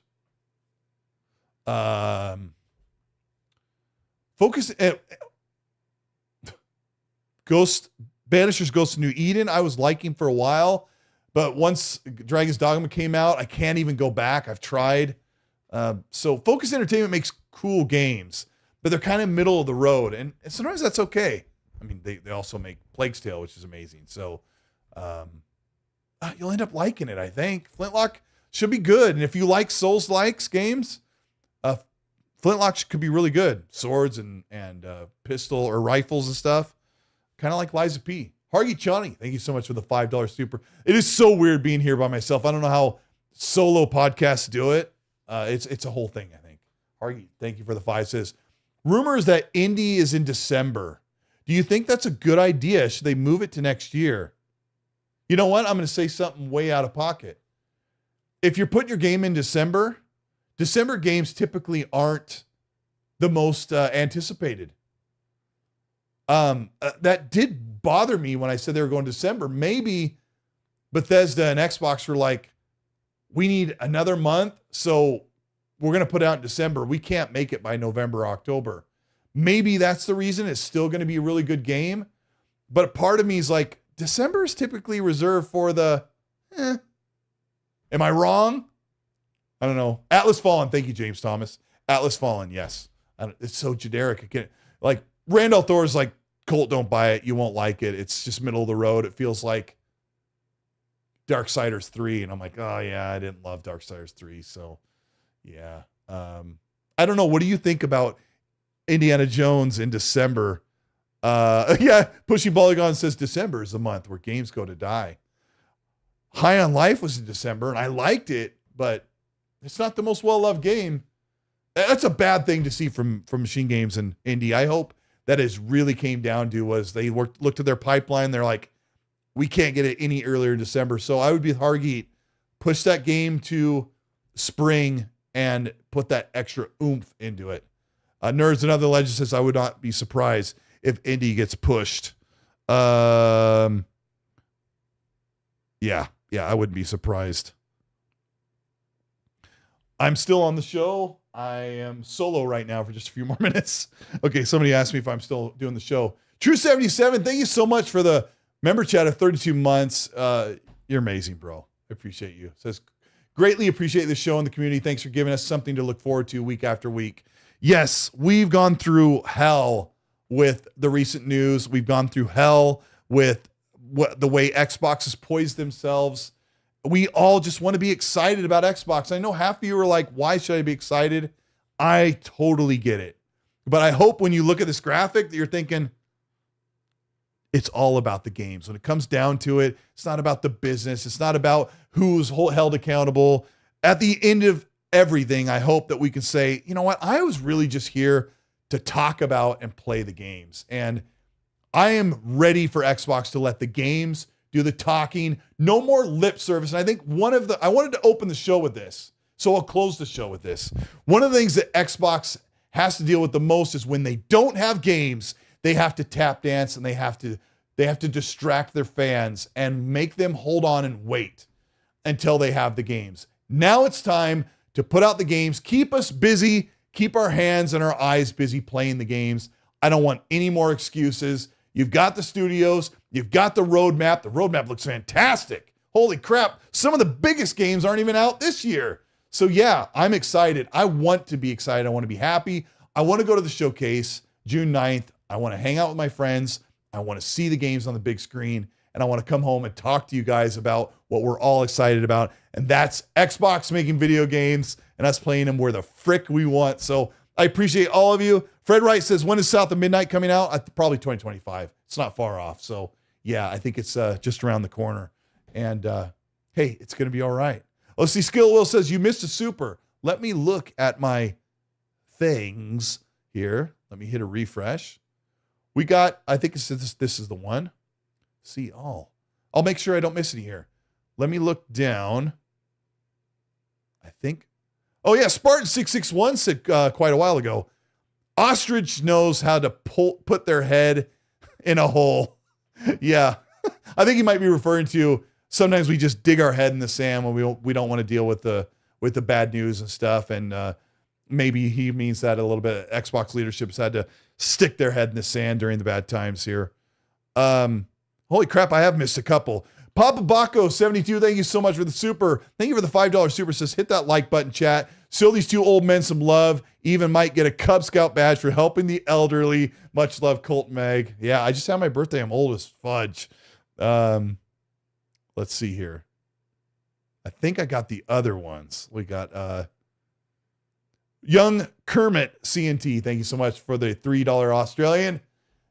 They said, Colt, do you mainly play on PC with exclusives dying? No, I won't. I don't play on PC very much at all.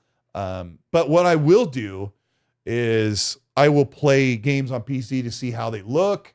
I'll play games on PC if they have problems performing. Sometimes I'll just put up with it. Like Banished's Ghost of New Eden, I bought for Xbox. It drops frames here and there. Sometimes I don't care. But I don't know what to tell you. I play 90% of my games on Xbox Series X. Occasionally play the exclusives on PC, on PlayStation 5, and then I play a game here or there on PC. Right now, I have this mod set for Starfield. Losing my voice. Hold on a second.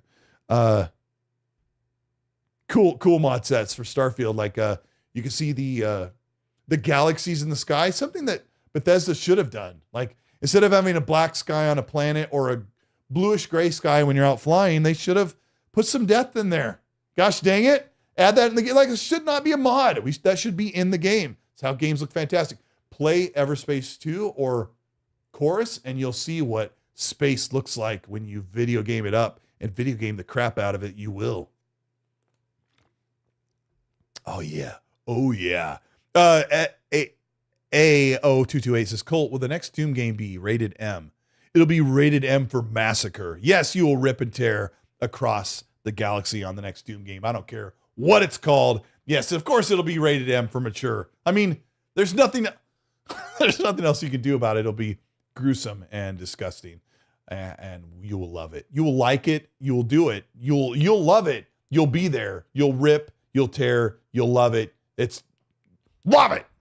That's what you'll do. So yeah.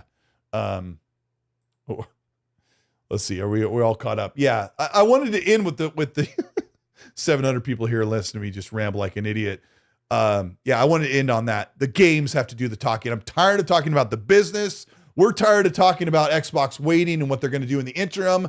Unload these 7 or 8 games at the end of the year. And actually, let's just say it's 10 or 12 because those smaller ones are probably making it as well. Unload those 10 or 12 games. Empty the magazine. Let's play some games, and we'll get back to talking about what we love next. Keep an eye out on this channel. I'm going to be making a big video. It's probably going to be 15 to 20 minutes long, covering all of the things that Xbox has for the rest of the year, what they're going to show, what those things are going to look like. They're in a good spot, man. And I'm upset that they had to make cuts and that we're in this situation, but hopefully things just start to round out because it's time to play the game. Hit the like button on your way out. I'm going to get out of here. I'm tired. I've got to eat some dinner. I'll try and get timestamps up. Hey, if you're still here, thank you for checking out the show on Spotify, Apple Podcasts, and other podcast platforms. I hope it comes across audio only pretty well and that we're able to follow along with the topics with you. We really appreciate your support, and you make it possible for us to love the hobby of gaming. We're going to get out of here. Have a good night, everybody. Delilah HD says late at the party, but we'll catch the replay. Delilah, I appreciate you so much. She's trying to keep people reasonable and keep a level head because it really is about the games. And once Xbox starts releasing those, we can talk about what we're playing instead of about what the corporation is planning on the back end. We appreciate you guys. I have nothing else. That's it. Thank you so much, guys. I will see you next week. Keep an eye out on the channel at the end of the week for a video. Hopefully, be nice.